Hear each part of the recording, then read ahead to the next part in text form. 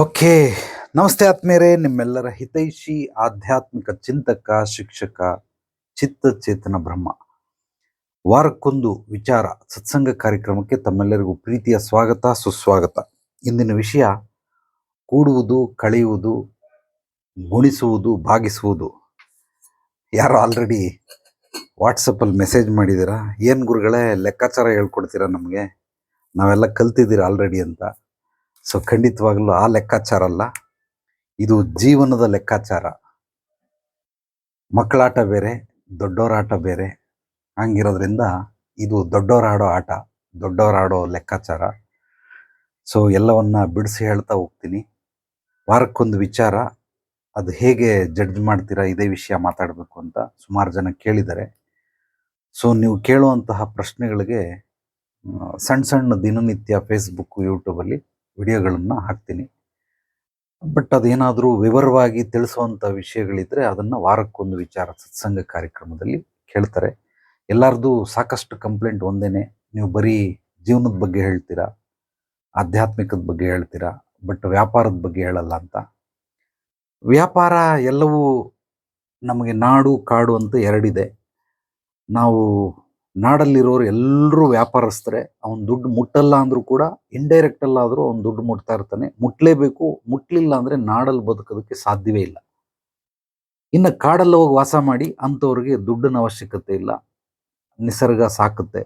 ಹುಟ್ಟಿಸ್ದವನು ಹುಲ್ಲಾಗ್ದೇ ಇರ್ತಾನೆ ಅಂತಾರಲ್ಲ, ಆ ರೀತಿ ನಿಸರ್ಗನೇ ಕಾಪಾಡ್ತದೆ. ಅದು ಕಾಡಲ್ಲಿರೋರಿಗೆ. ನಾಡಲ್ಲಿರೋರಿಗೆ ಸೊ ವ್ಯವಹಾರ ಬಹಳ ಬಹಳ ಮುಖ್ಯ, ಹಣಕಾಸು ಬಹಳ ಮುಖ್ಯ. ಹಣ ಇಲ್ಲದಿದ್ರೆ ನಾಡಲ್ಲಿ ಬದುಕೋದಕ್ಕೆ ಸಾಧ್ಯವಿಲ್ಲ. ಆದ್ದರಿಂದ ವ್ಯಾಪಾರ ವ್ಯವಹಾರವೇ ನಾಡಿನ ಜೀವಾಳ.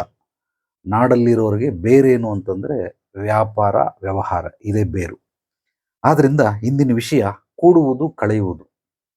ಸೊ ಮತ್ತೆ ನಾನು ಗಣಿತವನ್ನು ಹೇಳ್ಕೊಡೋದಿಲ್ಲ, 2+2 3+3 ಅಂತ.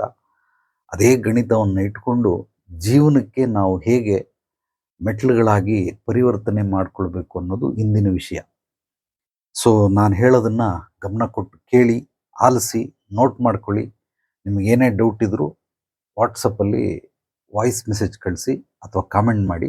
ಸಾಧ್ಯವಾದರೆ ಅದಕ್ಕೆ ಇನ್ನೊಂದು ವಿಡಿಯೋ ಮೂಲಕ ನಿಮಗೆ ಉತ್ತರಗಳನ್ನು ಕೊಡ್ತೀನಿ. ಸೊ ಕೂಡುವುದು, ಕಳೆಯುವುದು, ಗುಣಿಸುವುದು, ಭಾಗಿಸುವುದು, ಇನ್ನೂ ಹಲವಾರಿದ್ದಾವೆ. ಬೇಸಿಕ್ ಇಷ್ಟು ಸಾಕು. ಕೂಡೋದು ಅಂದರೆ ಏನಂತಂದರೆ, ಈಗ 2+2 4, 2+6 8, 2+9 11, ಈ ರೀತಿ ಒಂದರ ಜೊತೆಗೆ ಇನ್ನೊಂದು ಸಂಖ್ಯೆಯನ್ನು ಕೂಡಿಸಿದಾಗ ಬರುವಂತಹ ಮೊತ್ತ, ಇದನ್ನು ಕೂಡೋದು ಅಂತ ಕರೀತಾರೆ. ಇದನ್ನು ನಾನು ಸಂಪಾದನೆಗೆ ಹೋಲಿಸ್ತೀನಿ. ಮನುಷ್ಯ ಪ್ರತಿಯೊಬ್ಬ ದುಡಿತಾ ಇರ್ತಾನೆ. ಓನ್ ಬಿಸ್ನೆಸ್ ಮಾಡ್ತಾ ಇರ್ಬೋದು, ಕೆಲಸ ಮಾಡ್ತಾ ಇರ್ಬೋದು, ಸೆಲ್ಫ್ ಎಂಪ್ಲಾಯ್ಮೆಂಟ್ ಆಗಿರ್ಬೋದು. ಏನೋ ಒಂದು ಜೀವನ ನಡೆಸೋಕ್ಕೆ ದುಡ್ಡು ಬೇಕು. ದುಡ್ಡು ಬೇಕು ಅಂದರೆ ಕೆಲಸ ಮಾಡಬೇಕು, ಕೆಲಸ ಕಲ್ತಿರ್ಬೇಕಾಗತ್ತೆ. ಕೆಲವೊಂದು ಸ್ಕಿಲ್ಫುಲ್ ಕೆಲಸಗಳಿರ್ತವೆ, ಟ್ಯಾಲೆಂಟ್ ಕೆಲಸಗಳಿರ್ತವೆ, ಮತ್ತು ಕೆಲವೊಂದು ಹೆಲ್ಪರ್ ಕೆಲಸಗಳಿರ್ತವೆ. ಅದಕ್ಕೇನು ಕಲಿಯುವಂಥ ಅವಶ್ಯಕತೆ ಇಲ್ಲ, ಯಾರು ಬೇಕಾದ್ರೂ ಮಾಡ್ಬೋದು. ಕಸ ಗುಡಿಸ್ತೀನಪ್ಪ, ಗುಡಿಸ್ತೀನಿ, ಅದು ಎಲ್ಲರಿಗೂ ಗೊತ್ತಿದೆ. ಪಾತ್ರೆ ತೊಳಿತೀಯಾ, ಕಾರ್ ಒರೆಸ್ತೀಯಾ, ಗಾಡಿ ಒರೆಸ್ತೀಯಾ, ಇವೆಲ್ಲ ಏನು ಅಂತಂದರೆ ಯಾರು ಬೇಕಾದ್ರೂ ಮಾಡ್ಬೋದು. ಹೆಲ್ಪರ್ ಕೆಲಸಗಳು. ಸೊ ಹಂಗಿರೋದ್ರಿಂದ ದುಡಿಮೆ. ಕೂಡೋದು ಅಂದರೆ ಏನಂತಂದರೆ ದುಡಿಮೆ. ಕಳೆಯೋದು ಅಂದರೆ ಏನು ಅಂದರೆ ಖರ್ಚು ವೆಚ್ಚಗಳು. ನಾವು ದುಡ್ದಿರೋ ದುಡ್ಡನ್ನು ಹೇಗೆಲ್ಲ ಖರ್ಚು ಮಾಡ್ತೀರಿ, ಇದು. ಗುಣಿಸೋದು ಅಂತಂದರೆ ಇಂಟು. ಈಗ 3 × 3 9, 3+3 6. 3 ಪ್ಲಸ್ ಹಾಕಿದ್ರೆ ಅದು 6 ಆಗುತ್ತೆ. ಅದನ್ನೇ ಇಂಟು ಪ್ಲಸ್ ತೆಗೆದುಬಿಟ್ಟು ಇಂಟು ಹಾಕಿದ್ರೆ ಅದು 9 ಆಗುತ್ತೆ. 4 × 4 16 ಆಗುತ್ತೆ. 4 + 4 8 ಆಗುತ್ತೆ. ಆದ್ದರಿಂದ ಗುಣಿಸೋದು ಅಂದರೆ ಏನಂತಂದರೆ, ನಾವೆಷ್ಟು ದುಡಿದಿರ್ತೀರಿ, ಖರ್ಚು ವೆಚ್ಚಗಳನ್ನು ಕಳೆದು ಮಿಕ್ಕಿರೋದೆಲ್ಲ ಸ್ಟೋರ್ ಆಗ್ತಾ ಇರ್ತಲ್ಲ, ಉಳಿತಾಯ, ಇದನ್ನು ಗುಣಿಸುವುದು ಅಂತ ಕರೀತಾರೆ. ಅದನ್ನೆಲ್ಲ ಬಿಡಿಸಿ ವಿವರವಾಗಿ ಹೇಳ್ತೀನಿ. ಭಾಗಿಸುವುದು, ಇದು ಬಹಳ ಬಹಳ ಮುಖ್ಯ. ಭಾಗಿಸುವುದು ಅಂತಂದರೆ 10ರಲ್ಲಿ 4 ಭಾಗ ಮಾಡು, 2 2. 10ರಲ್ಲಿ 5 ಭಾಗ ಮಾಡು, 2 2 2. ಅದೇ ರೀತಿ ನಿಮ್ಮ ಹತ್ರ ಎಷ್ಟು ಉಳಿತಾಯ ಮಾಡಿರ್ತೀರಾ ಅದನ್ನೆಲ್ಲ ಹೇಗೆ ಡಿವೈಡ್ ಮಾಡ್ತೀರಾ, ಯಾರ್ಯಾರಿಗೆ ಎಷ್ಟೆಷ್ಟು ಹಂಚ್ತೀರಾ. ಒಂದು ತಾಯಿಗೆ 4 ಜನ ಮಕ್ಕಳು, ಒಂದು 10 ಇಡ್ಲಿ ಮಾಡಿರ್ತಾಳೆ, ಎಷ್ಟೆಷ್ಟು ಕೊಡ್ತಾಳೆ? ಲೆಕ್ಕಾಚಾರ ಪ್ರಕಾರವಾಗಿ 2 2 ಇಡ್ಲಿ ಒಬ್ಬೊಬ್ರಿಗೆ ಬರ್ತದೆ. ಆದರೆ ಯಾರೋ ಒಬ್ಬ ದಪ್ಪಗವನೆ, ಅವನಿಗೆ 4 ಇಡ್ಲಿ ಬೇಕು. ಯಾರೋ ಒಬ್ಬ ಸಣ್ಣಗವನೆ, ಅವನು 1 ಇಡ್ಲಿ ಸಾಕು. ಸೊ 4 1 5 ಆಗೋಯ್ತು. ಇನ್ನು ಮಿಕ್ಕಿದವ್ರಿಗೆ 2.5 ಕೊಡ್ತಾಳೆ. ಇದು ಸಹಜ. ನಾನು ಚಿಕ್ಕದ್ರಲ್ಲಿರ್ಬೇಕಾದ್ರೆ ಈ ಪಕ್ಷಿಗಳು, ನಾನಿದ್ದಿದ್ದು ಓದಿದ್ದೆಲ್ಲ ಹೆಬ್ಬಾಳ ಸ್ಕೂಲ್, ಗೌರ್ಮೆಂಟ್ ಸ್ಕೂಲಲ್ಲಿ. ಅಲ್ಲಿ ಬೆಟ್ಟ ಇದೆ, ಆನಂದಗಿರಿ ಬೆಟ್ಟ ಅಂತ. ಆ ಬೆಟ್ಟದ ಮೇಲೆ, ಮರದ ಮೇಲೆ ಹತ್ತು ಕುತ್ಕೊಂಡ್ಬಿಡ್ತಾ ಇದ್ದೆ. ಆ ಪಕ್ಷಿಗಳು, ಹದ್ದು, ಈ ಸಣ್ಣ ಪುಟ್ಟ ಪಕ್ಷಿಗಳು ಬಂದು ಊಟ ತಿನ್ಸವು. 4 ಮರಿ ಹಾಕಿದೆ. ಅದ್ರ ಅಮ್ಮ ಬಂದು ಒಂದೇ ಮರಿಗೆ ತಿನ್ನಿಸ್ತಾ ಇರ್ತದೆ. ಅದ ಕ್ಯಾಕ್ ಅಂತ ಬಡ್ಕತಾ ಇದೆ, ಎಲ್ಲ ಅದಕ್ಕೆ ಹಾಕ್ತಾಳೆ. ಅಯ್ಯ, ಇದು ಯಾವ್ದು ಇದು? ಒಂದ್ ಕಣ್ಣಿಗೆ ಬೆಣ್ಣೆ, ಒಂದ್ ಕಣ್ಣಿಗೆ ಸುಣ್ಣ, ಎಲ್ಲಾದು ಒಂದೇ ತರ ಒಂದು ತಿನ್ಸಮ್ಮ. ಸುಮ್ಮನೆ ನನ್ನ ಇದರಲ್ಲಿ ಆ ಪಕ್ಷಿಗೆ ಬೈತಾ ಇದ್ದೆ, ತಾಯಿ ಪಕ್ಷಿಗೆ. ಒಂದಕ್ಕೆ ತಗೊಂಬಂದು ತಿನ್ನಿಸ್ತಿಯಲ್ಲ, ಆ ಕಡೆ ತಿನ್ಸು ಅಂತ. ಯಾಕೆ ಅವು ತಿನ್ನಿಸ್ತವೆ ಅಂತಂದ್ರೆ, ಕೆಲವ್ರಿಗೆ ಹೊಟ್ಟೆ ಬಾಕ ಅಂತ ಇರ್ತಾನೆ. ಅಂದ್ರೆ ದಪ್ಪಗಿರೋರು ಮಕ್ಳಿರ್ತಾರೆ, ಅವನಿಗೆ ಜಾಸ್ತಿ ಬೇಕು, 1 ಲೀಟರ್ ಹಾಲು ಕುಡಿಬೇಕು. ಮತ್ತೆ ಕೆಲವರು 1 ಲೋಟ ಹಾಲು ಕುಡಿದ್ಬಿಟ್ಟು ಸುಮ್ಮನೆ ಆಗ್ಬಿಡ್ತಾರೆ. ಆದ್ರಿಂದ ಅದು ತಾಯಂದಿರಿಗೆ ಗೊತ್ತಿರ್ತದೆ ಯಾರು ಎಷ್ಟು ತಿಂತಾರೆ, ಏನು ಎತ್ತ ಅಂತ. ಖಂಡಿತವಾಗ್ಲೂ ಮಾಡ್ಬೋದು. ಆದ್ರಿಂದ ಭಾಗಿಸುವುದು ಇದು ಬಹಳ ಮುಖ್ಯ. ಈ 3ಕ್ಕಿಂತನೂ ಇದು ಬಹಳ ಮುಖ್ಯ. ಇದರಿಂದನೇ ನಿಮಗೆ ಆರ್ಥಿಕ ಸ್ವತಂತ್ರ ಸಿಗೋದು. ಈ ಭಾಗಿಸೋದನ್ನ ಕರೆಕ್ಟಾಗಿ ಕಲ್ತ್ಕೊಂಡ್ಬಿಟ್ರೆ, ಯಾರ್ಯಾರಿಗೆ ಎಷ್ಟೆಷ್ಟು ಕೊಡಬೇಕು, ಏನೇನು ಮಾಡಬೇಕು ಅಂತ, ಅದು ನಿಮಗೆ ಎಲ್ಲವನ್ನ ಆರ್ಥಿಕ ಸ್ವತಂತ್ರಕ್ಕೆ ಅಥವಾ ಹಣಕಾಸನ್ನ ಅಭಿವೃದ್ಧಿ ಸಮೃದ್ಧಿ ಆಗೋದಕ್ಕೆ, ಶ್ರೀಮಂತಿಕೆ ಬರೋದಕ್ಕೆ ಇದು ಬಹಳ ಕೆಲ್ಸಕ್ಕೆ ಬರ್ತದೆ. ಮೊದಲು ಕೂಡುವುದು, ಇಲ್ಲಿಂದ ಕಳ್ಕೊಳ್ಳೋಣ. ಕೂಡೋದು, ಒಬ್ಬೊಬ್ಬರು ಮೈಂಡ್ ಸೆಟ್ಟು ಒಂದೊಂದು ರೀತಿ ಇರ್ತಾರೆ. ಇವತ್ತು ತಿಂಗಳಿಗೆ ಒಂದು 10,000 ರೂಪಾಯಿ ದುಡಿಯೋವಂಥವ್ರು ಇದ್ದಾರೆ. ಮಿನಿಮಮ್ 10,000, ಅದಕ್ಕಿಂತ ಕಡಿಮೆ ಅಂದರೆ ಕಷ್ಟ ಬದುಕೋದು. ಬಟ್ ಪಾಪ ಅದಕ್ಕಿಂತ ಕಡಿಮೆ ದುಡಿಯೋರು ಇದ್ದಾರೆ. ಆದರೂ ಒಂದು ಆವರೇಜ್ 10,000 ರೂಪಾಯಿಂದ ಶುರು ಮಾಡೋಣ. ತಿಂಗಳಿಗೆ 10,000 ರೂಪಾಯಿ ದುಡಿತಾನೆ, 30,000 ದುಡಿತಾನೆ, 50,000 ದುಡಿತಾರೆ, 1 ಲಕ್ಷ, ಅದೇ ಥರ 3 ಲಕ್ಷ, 5 ಲಕ್ಷ, 10 ಲಕ್ಷ, 30 ಲಕ್ಷ, 50 ಲಕ್ಷ, ಕೋಟಿ ದುಡಿಯೋರು, 100 ಕೋಟಿ ದುಡಿಯೋರು ಕೂಡ ಇದ್ದಾರೆ ತಿಂಗಳಿಗೆ. ಆ ಕೋಟ್ಯಾಂತರ ರೂಪಾಯಿ ವ್ಯವಹಾರ ಮಾಡೋರ್ದು ಬೇಡ. ಸದ್ಯಕ್ಕೆ ಸಮಾಜದಲ್ಲಿ 70% ಮಿಡ್ಲ್ ಕ್ಲಾಸು ಮತ್ತು ಅಪ್ಪರ್ ಮಿಡ್ಲ್ ಕ್ಲಾಸು, ಬಡವರು ಏನಿಗೇನು ಅಷ್ಟೊಂದು ಜನ ಇಲ್ಲ, ಆದರೂ ಕೂಡ ಇದ್ದಾರೆ ಅಂತ ಇಟ್ಕೊಳ್ಳಿ. ಪಾಪ ಅವ್ರವ್ರ ಕಷ್ಟ ಅವ್ರವ್ರಿಗೆ ಗೊತ್ತು. ಹಾಗಿರೋದ್ರಿಂದ ಅವ್ರನ್ನೂ ಲೆಕ್ಕ ಹಾಕೊಂಡ್ರೆ 70% ಇದೇ ಇರೋದ್ರಿಂದ ಇವ್ರ ಕಡೆ ಮಾತ್ರ ಮಾತಾಡೋಣ. ಕೂಡೋದು. ಸೊ ಮೊದಲು ಕೂಡೋದಕ್ಕೆ ಏನು ಮಾಡಬೇಕು? Without learning no earning. ಅಂದರೆ ಏನನ್ನೂ ಕಲಿದೇನೆ ನೀನು ಸಂಪಾದನೆ ಮಾಡೋದಕ್ಕೆ ಸಾಧ್ಯವೇ ಇಲ್ಲ. ನಿನ್ನ ಯೋಗ್ಯತೆ ಅರ್ಹತೆಗೆ ಅನುಸಾರವಾಗಿ ಮನುಷ್ಯ ಸಂಪಾದನೆ ಮಾಡ್ತಾ ಇರ್ತಾನೆ. ಯಾರೋ 10,000 ದುಡಿತಾನೆ, ಯಾವನೋ 50,000 ದುಡಿತಾನೆ, ಯಾರೋ 1 ಲಕ್ಷ ದುಡಿತಾನೆ. ಯಾಕೆ ಅವನಿಗೆ 10,000, 50,000, 1 ಲಕ್ಷ? ಅವರ ಯೋಗ್ಯತೆ ಅರ್ಹತೆ ಅಷ್ಟೇ. ಅವನೇನು ಓದಿಲ್ಲ, 6ನೇ ಕ್ಲಾಸ್ 7ನೇ ಕ್ಲಾಸ್ ಓದಿರ್ಬೋದು. ಒಂದು 50,000 ರೂಪಾಯಿ ದುಡಿಯೋನು ಅಲ್ಪ ಸ್ವಲ್ಪ ಓದಿರಬಹುದು, ಅಥವಾ ಓದ್ದೇನೆ ಅತ್ಯದ್ಭುತವಾದ ಸ್ಕಿಲ್ ಕಲ್ತಿರ್ಬೋದು, ವ್ಯಾಪಾರ ಮಾಡೋದನ್ನು ಕಲ್ತಿರ್ತಾನೆ, ಅಥವಾ ಏನನ್ನು ಬೇಕಾದರೂ ಮಾಡೋದನ್ನು, ಸೇಲ್ ಮಾಡೋದನ್ನು ಕಲ್ತಿರ್ತಾನೆ. ಯಾವುದೋ ಒಂದು ಅವನ ಇಂಟೆಲಿಜೆನ್ಸಿ, ಬ್ರಿಲಿಯನ್ಸಿಯಿಂದ, ಚತುರತೆಯಿಂದ, ಚಾಕಚಕ್ಯತೆಯಿಂದ, ಅತ್ಯದ್ಭುತವಾದಂತಹ ತಂತ್ರಗಳನ್ನು ಉಪಯೋಗಿಸ್ಕೊಂಡು ಅವನು ಜೀವನ ಮಾಡೋದನ್ನು ಕಲ್ತ್ಕೊಂಡಿರ್ತಾನೆ. ಈ 10,000, 50,000, 1 ಲಕ್ಷ, 5 ಲಕ್ಷ, 10 ಲಕ್ಷ ದುಡಿಯೋರ್ಗೂ ಹೇಳ್ತಾ ಇದ್ದೀನಿ. ಇದರಲ್ಲೆಲ್ಲರೂ ಕೂಡ ಓದಿರಬಹುದು, ಓದ್ದೇನೆ ಇರಬಹುದು. ನನಗೆ ಓದು ಅನ್ನೋದು ಲೆಕ್ಕ ಇಲ್ಲ. ಬೇರೆಯವರೆಲ್ಲ ಓದಿಗೆ ಪ್ರಾಮುಖ್ಯತೆ ಕೊಡ್ತಾರೆ, ನಾನು ಕೊಡೋದಿಲ್ಲ ಓದಕ್ಕೆ. ನನ್ನ ಪ್ರಕಾರ ಎಜುಕೇಷನ್ ಅಂದರೆ ಓದಕ್ಕೆ ಬರಬೇಕು, ಮಾತಾಡಕ್ಕೆ ಬರಬೇಕು, ಬರೆಯಕ್ಕೆ ಬರಬೇಕು, ಕ್ಲೋಸ್. ಎಜುಕೇಷನ್ ಮುಗ್ದೋಯ್ತು. ಇದ ಮೇಲೆ ನಿನ್ನ ಸ್ಕಿಲ್, ಟ್ಯಾಲೆಂಟ್ ಏನಿದೆ ಅದಕ್ಕೆ ನೀನು ಹೆಚ್ಚಾಗಿ ಸಮಯವನ್ನು ವಿನಿಯೋಗಿಸ್ಬೇಕು. ನಿನ್ನ ಸಂಪಾದನೆಯನ್ನು ವರ್ಷಕ್ಕೆ ನೀನೊಂದು 30% ಮಿನಿಮಮ್ ಇನ್ಕ್ರೀಸ್ ಮಾಡ್ಕೊಳ್ಳಿಲ್ಲ ಅಂದರೆ ನೀನು ಬಿಸ್ನೆಸ್ಗೆ ಲಾಯಕ್ಕಲ್ಲ, ಕೆಲಸ ಮಾಡೋಕ್ಕೂ ಲಾಯಕ್ಕಲ್ಲ. ನೀವೆಲ್ಲ ಸಂಬಳ ತಗೊಳ್ತಾ ಇದ್ದೀರಾ, ಆ ಸಂಬಳ ನಿಮಗೆ 10,000 ಕೊಡ್ತಾವ್ರೆ. 1 ವರ್ಷ ಆದಮೇಲೆ 13,000 ಕೊಡಲಿಲ್ಲ ಅಂತಂದರೆ ನಿನ್ನಲ್ಲಿ ಏನೋ ಲೋಪದೋಷಗಳಿದೆ. ನಿನ್ನನ್ನು ನೀನು ಅಪ್ಗ್ರೇಡ್ ಮಾಡ್ಕೊಳ್ತಾ ಇಲ್ಲ, ನಿನ್ನ ವ್ಯಾಲ್ಯೂವನ್ನು ಹೆಚ್ಚಿಸ್ಕೊಳ್ತಾ ಇಲ್ಲ. ಅದಕ್ಕೋಸ್ಕರ 10,000 ರೂಪಾಯಿ ಇರೋನಿಗೆ ಒಂದು 11,000 ರೂಪಾಯಿ ಕೊಡ್ತಾರೆ, ಇಲ್ಲ 11,500 ಕೊಡ್ತಾರೆ. ನನ್ನ ಪ್ರಕಾರ ಈಗಿನ ಒಂದು ಬೆಳವಣಿಗೆ ಅಂದರೆ ರೇಟ್ಗಳೆಲ್ಲ ಜಾಸ್ತಿ ಆಗ್ತಾ ಇರೋದು ನೋಡಿದ್ರೆ, ಮಿನಿಮಮ್ ವರ್ಷಕ್ಕೆ 30% ಇನ್ಕ್ರೀಸ್ ಮಾಡಲಿಲ್ಲ ಅಂದರೆ ನೀವು ಬದುಕೋದು ಮುಂದೆ ಬಹಳ ಬಹಳ ಕಷ್ಟ ಆಗ್ಬಿಡ್ತದೆ. ದುರ್ಭರ ಅಂತಾರೆ, ದುರ್ಭರವಾಗಿಬಿಡ್ತದೆ ಬದುಕು. ಹಂಗಾಗಿರೋದ್ರಿಂದ 30%. ನನ್ನ ಹತ್ರ ಇಲ್ಲಿ ಯಾರ್ಯಾರೆಲ್ಲ ಬರ್ತಾರೆ, ಬಡ್ದ ಬರೆ ಹಾಕಾದ್ರೂ ಸರಿನೇ, ಅವನ ಹತ್ರ 30% ನಾನು ತೆಗಿತೀನಿ. 300% ತೆಗೆದಿದ್ದೀನಿ, ಬಟ್ ಮಿನಿಮಮ್ 30% ತೆಗಿತೀನಿ.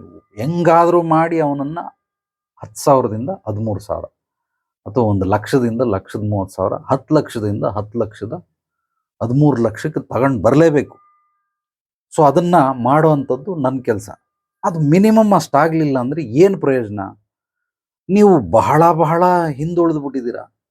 ನಿಮಗೆ ಯಾವುದೇ ರೀತಿ ಕೆಲಸ ಮಾಡೋಕ್ಕೆ ಯೋಗ್ಯತೆ ಅರ್ಹತೆ ಗೊತ್ತಿಲ್ಲ, ಬಿಸ್ನೆಸ್ ಮಾಡೋಕ್ಕೆ ಯೋಗ್ಯತೆ ಅರ್ಹತೆ ಗೊತ್ತಿಲ್ಲ, ಯಾವುದೇ ರೀತಿ ಸರ್ವಿಸ್ ಮಾಡೋಕ್ಕೂ ನೀವು ಲಾಯಕ್ಕಲ್ಲ. ಮಿನಿಮಮ್ 30% ನೀವು ಇನ್ಕ್ರೀಸ್ ಮಾಡಲಿಲ್ಲ ಅಂದರೆ. ಸೊ ಅದಕ್ಕೋಸ್ಕರ ನಿಮ್ಮ ಸ್ಕಿಲ್ ಆ್ಯಂಡ್ ಟ್ಯಾಲೆಂಟನ್ನು ಬೆಳೆಸ್ಕೊಳ್ಳಿ. SLC ಓದಿದರೆ ಸೆಕೆಂಡ್ ಇಯರ್ ಪಾಸ್ ಮಾಡ್ಕೊಳ್ಳಿ, ಸೆಕೆಂಡ್ ಇಯರ್ ಮಾಡಿದರೆ ಯಾವುದಾದ್ರೂ ಡಿಗ್ರಿ ಮಾಡ್ಕೊಳ್ಳಿ, BA MA MCOM BCOM ಏನೋ ಮಾಡ್ಕೊಳ್ಳಿ. ನಿಮ್ಮ ವೃತ್ತಿಯಲ್ಲಿ ಏನೋ ಒಂದು ಸರ್ಟಿಫಿಕೇಟ್ ಕೊಟ್ಟರೆ ಅದಕ್ಕೆ ಸಂಬಳ ಜಾಸ್ತಿ ಕೊಡ್ತಾರೆ. ನನ್ನ ಪ್ರಕಾರ ಸರ್ಟಿಫಿಕೇಟ್ ವ್ಯಾಲ್ಯೂ ಇಲ್ಲ, ಬಟ್ ಸಮಾಜ ಕೇಳ್ತದೆ ಎಷ್ಟು ಓದಿದೆಯಾ ಕೊಡು ಅಂತ. ಆ ಫೈಲ್ ಹಿಡ್ಕೊಂಡು ನಯಾ ಪೈಸಕ್ಕೆ ಉಪಯೋಗ ಇಲ್ಲ. ಏನೋ ಫೈಲ್ ನೋಡ್ಬಿಟ್ಟು ನಿಮಗೆ ಕೆಲವರು ಕೆಲಸ ಕೊಡ್ತಾರೆ, ಅದಕ್ಕೋಸ್ಕರ ಫೈಲ್ಗೋಸ್ಕರನಾದರೂ ಕೆಲಸ ಮಾಡಿ. ನಾನೇ ಸುಮಾರು ಜನಕ್ಕೆ ಆ ರೀತಿ ಮಾಡಿಸಿದ್ದೀನಿ. ಡೂಪ್ಲಿಕೇಟ್ ಫೈಲ್ ಒಂದಷ್ಟು ದುಡ್ಡು ಬಿಸಾಕಿದ್ರೆ ಫೈಲ್ ಕೊಡ್ತಾನೆ, ತಗೊಂಬಂದು ಕೊಟ್ಟರೆ ಫುಲ್ಲು ಪಾಸ್ ಮಾಡಿ ಕೆಲಸ ಸಿಕ್ಕಿಬಿಡ್ತು. ಅವ್ನು ನಿಜವಾಗ್ಲೂ ಓದವನ ಇಲ್ವಾ ಅದು ಗೊತ್ತಿಲ್ಲ, ಫೈಲ್ ಐತೆ, ಫೈಲಲ್ಲಿ ಬರೆದವನು ಪಾಸ್ ಅಂತ, ಅದಕ್ಕೋಸ್ಕರ ಕೆಲಸ ಕೊಟ್ಟವ್ರು. ಈ ಸಮಾಜಕ್ಕೂ ಅದೇ ಬೇಕಾಗಿರೋದು. ಪೇಪರ್ ಡಾಕ್ಯುಮೆಂಟ್ಸ್ ಬೇಕು. ಮನುಷ್ಯನ ವೇಷಭೂಷಣ, ಅವನ ಒಳಗಡೆ ಇರೋ ಸ್ಕಿಲ್ ಟ್ಯಾಲೆಂಟ್ ಅದನ್ನು ಗುರುತಿಸಲ್ಲ. ಸರ್ಟಿಫಿಕೇಟ್ ಇದ್ದರೆ ಕೆಲಸ ಕೊಡ್ತಾರೆ, ಸರ್ಟಿಫಿಕೇಟ್ ಇಲ್ಲ ಅಂದರೆ ಕೆಲಸ ಕೊಡಲ್ಲ. ಅದಕ್ಕೇನೋ ಒಂದು ವ್ಯವಸ್ಥೆ, ಕಾನೂನು ವ್ಯವಸ್ಥೆ, ರಾಜಕೀಯ ವ್ಯವಸ್ಥೆ, ಈ ನಾಡಿನ ವ್ಯವಸ್ಥೆ, ದೇಶದ ವ್ಯವಸ್ಥೆ ಆಗಿರೋದ್ರಿಂದ ಅದನ್ನು ಮಾಡ್ತಾರೆ. ಬಟ್ ಮಾಡ್ಕೊಳ್ಳಿ, ಅದು ನಿಮ್ಮ ಇಚ್ಛೆ. ಬಟ್ ಒಂದು ಹೈಯರ್ ಎಜುಕೇಷನ್ ಅಥವಾ ನೆಕ್ಸ್ಟ್ ಡಿಗ್ರಿ, ನೆಕ್ಸ್ಟ್ ಲೆವೆಲ್ ಹೋಗೋದಕ್ಕೆ ನಿಮ್ಗೇನಾದರೂ ಆ ಥರ ಸರ್ಟಿಫಿಕೇಟ್ ಬೇಕು ಅಂದರೆ ನಿಯತ್ತಾಗಾದರೂ ಓದಿ ಸರ್ಟಿಫಿಕೇಟ್ ತಗೊಳ್ಳಿ, ಇಲ್ಲ ದುಡ್ಡು ಕೊಟ್ಟಾದರೂ ಪಾಸ್ ಮಾಡಿಸ್ಕೊಳ್ಳಿ, ಒಟ್ನಲ್ಲಿ ಸರ್ಟಿಫಿಕೇಟ್ ಇಟ್ಕೊಳ್ಳಿ. ಆ ಸರ್ಟಿಫಿಕೇಟ್ ಇರೋದ್ರಿಂದ ನಿಮಗೆ ಸಂಬಳ ಜಾಸ್ತಿ ಆಗುತ್ತೆ ಅಂದರೆ ದಯವಿಟ್ಟು ಮಾಡಿ ಅಂತ ನಾನೇ ಹೇಳ್ತೀನಿ. ಮಾಡಿ ನೀವು ಆ 30%ಅನ್ನು ಹೆಚ್ಚಿಸ್ಕೊಳ್ತಾ ಹೋಗ್ಬೇಕು. ಕೆಲಸ ಮಾಡೋರಿಗೂ ಅನ್ವಯ, ಸೆಲ್ಫ್ ಎಂಪ್ಲಾಯ್ಮೆಂಟ್ಗೂ ಅನ್ವಯ, ಸೊ ಬಿಸ್ನೆಸ್ ಮಾಡೋರಿಗೂ ಇದು ಅನ್ವಯ, ಪ್ರತಿಯೊಬ್ಬರಿಗೂ ಅನ್ವಯ. ಈಗಿನ ಹೋಗ್ತಾ ಇರೋ ಸ್ಪೀಡ್ ನೋಡಿದ್ರೆ ನನಗೆ ತಿಳಿದಂಗೆ ನಾನು ಅಕ್ಕಿನ ₹1.5 1 kgಗೆ ತೊಗೊಂಡು ಬಂದಿರೋ ಅಂತ ನೆನಪು. 1 kg ಅಕ್ಕಿ ₹1.5 ನನ್ನ ಬಾಲ್ಯದ ದಿನಗಳಲ್ಲಿ. ಈಗ ಅದೇ ಅಕ್ಕಿ ₹50, ₹100, ₹150ಗೂ ಸಿಗ್ತದೆ. ಸೊ ₹1.5 100 ಪಟ್ಟು ಆಗ್ಬಿಟ್ಟೈತೆ. ಆ ವರ್ಷದ ವಯಸ್ಸಲ್ಲಿ ಲೆಕ್ಕ ಹಾಕ್ಕೊಂಡ್ರೆ ಏನು ಪ್ರಯೋಜನ ಇಲ್ಲ, 100 ಪಟ್ಟು. ಅದಕ್ಕೋಸ್ಕರ 30% ಅಷ್ಟು ರೈಸ್ ಮಾಡಿಕೊಂಡ್ರೆ ಅದು ನಿಮ್ಮನ್ನು ಖಂಡಿತವಾಗ್ಲೂ ಬೆಳೆಸೋದ್ರಲ್ಲಿ ಅತ್ಯದ್ಭುತವಾದಂಥ ಪಾಲುದಾರಿಕೆ ಸಿಗ್ತದೆ. ಆದ್ದರಿಂದ ನಿಮ್ಮನ್ನು ನೀವು ಅಪ್ಗ್ರೇಡ್ ಮಾಡ್ಕೊಳ್ಳಿ, ನಿಮ್ಮ ವ್ಯಾಲ್ಯೂವನ್ನು ಹೆಚ್ಚಿಸ್ಕೊಳ್ಳಿ. ಸೊ ಯಾರ್ಯಾರು ವ್ಯಾಲ್ಯೂ ಹೆಚ್ಚಿಸ್ಕೊಳ್ಳೋದಿಲ್ಲ ಇವರು ಕೂಡುವುದರಲ್ಲಿ ಮೈನಸ್ ಇದ್ದಾರೆ. ಇವರಿಗೆ ಜೀವನ ಅನ್ನೋದು ಸಿಗೋದು ಬಹಳ ಬಹಳ ಕಷ್ಟ. ಮುಂದೆ ದುರ್ಭರವಾಗುತ್ತೆ ಬದುಕು, ಬದುಕೋದೇ ಕಷ್ಟ. ಊಟ ಬಟ್ಟೆ ಸೂರ್ಗೂ ಕೂಡ ಪಾಪ ಯಾಕಾರ್ತಾ ಇರ್ತಾರೆ, ಯಾಮಾರ್ತಾ ಇರ್ತಾರೆ. ಸೊ ಗೋಳಾಡ್ತಾ ಇರ್ತಾರೆ, ಕೊರಗ್ತಾ ಇರ್ತಾರೆ, ಮೊರಗ್ತಾ ಇರ್ತಾರೆ. ಅದಕ್ಕೋಸ್ಕರ ಹೆಚ್ಚಿಸ್ಕೊಳ್ಳಿ ನಿಮ್ಮ ಸ್ಕಿಲ್ ಟ್ಯಾಲೆಂಟ್. ನನ್ನ ಒಂದು ದೃಷ್ಟಿಕೋನದಲ್ಲಿ ಇಲ್ಲೆಲ್ಲ ಬರ್ತಾರಲ್ಲ, ಅವರನ್ನೆಲ್ಲ ಅಧ್ಯಯನ ಮಾಡಿದ್ರೆ ಅಥವಾ ಹೊರಗಡೆ ಹೋದಾಗೆಲ್ಲ ನೋಡಿದ್ರೆ ಕೆಲವರು ಕೆಲಸಗಳನ್ನು ಕಲ್ತ್ಕೊಂಡಿರ್ತಾರೆ. ಎಷ್ಟು ಕಲ್ತ್ಕೊಂಡಿರ್ತಾರೆ ಅಂದರೆ ಹೊಟ್ಟೆ ಪಾಡಿಗೆ ಎಷ್ಟು ಬೇಕು ಅಷ್ಟು ಕೆಲಸಗಳನ್ನು ಮಾತ್ರ ಕಲ್ತ್ಕೊಂಡಿರ್ತಾರೆ. ಅದನ್ನ ಅಪ್ಗ್ರೇಡ್ ಮಾಡ್ಕೊಂಡಿರಲ್ಲ.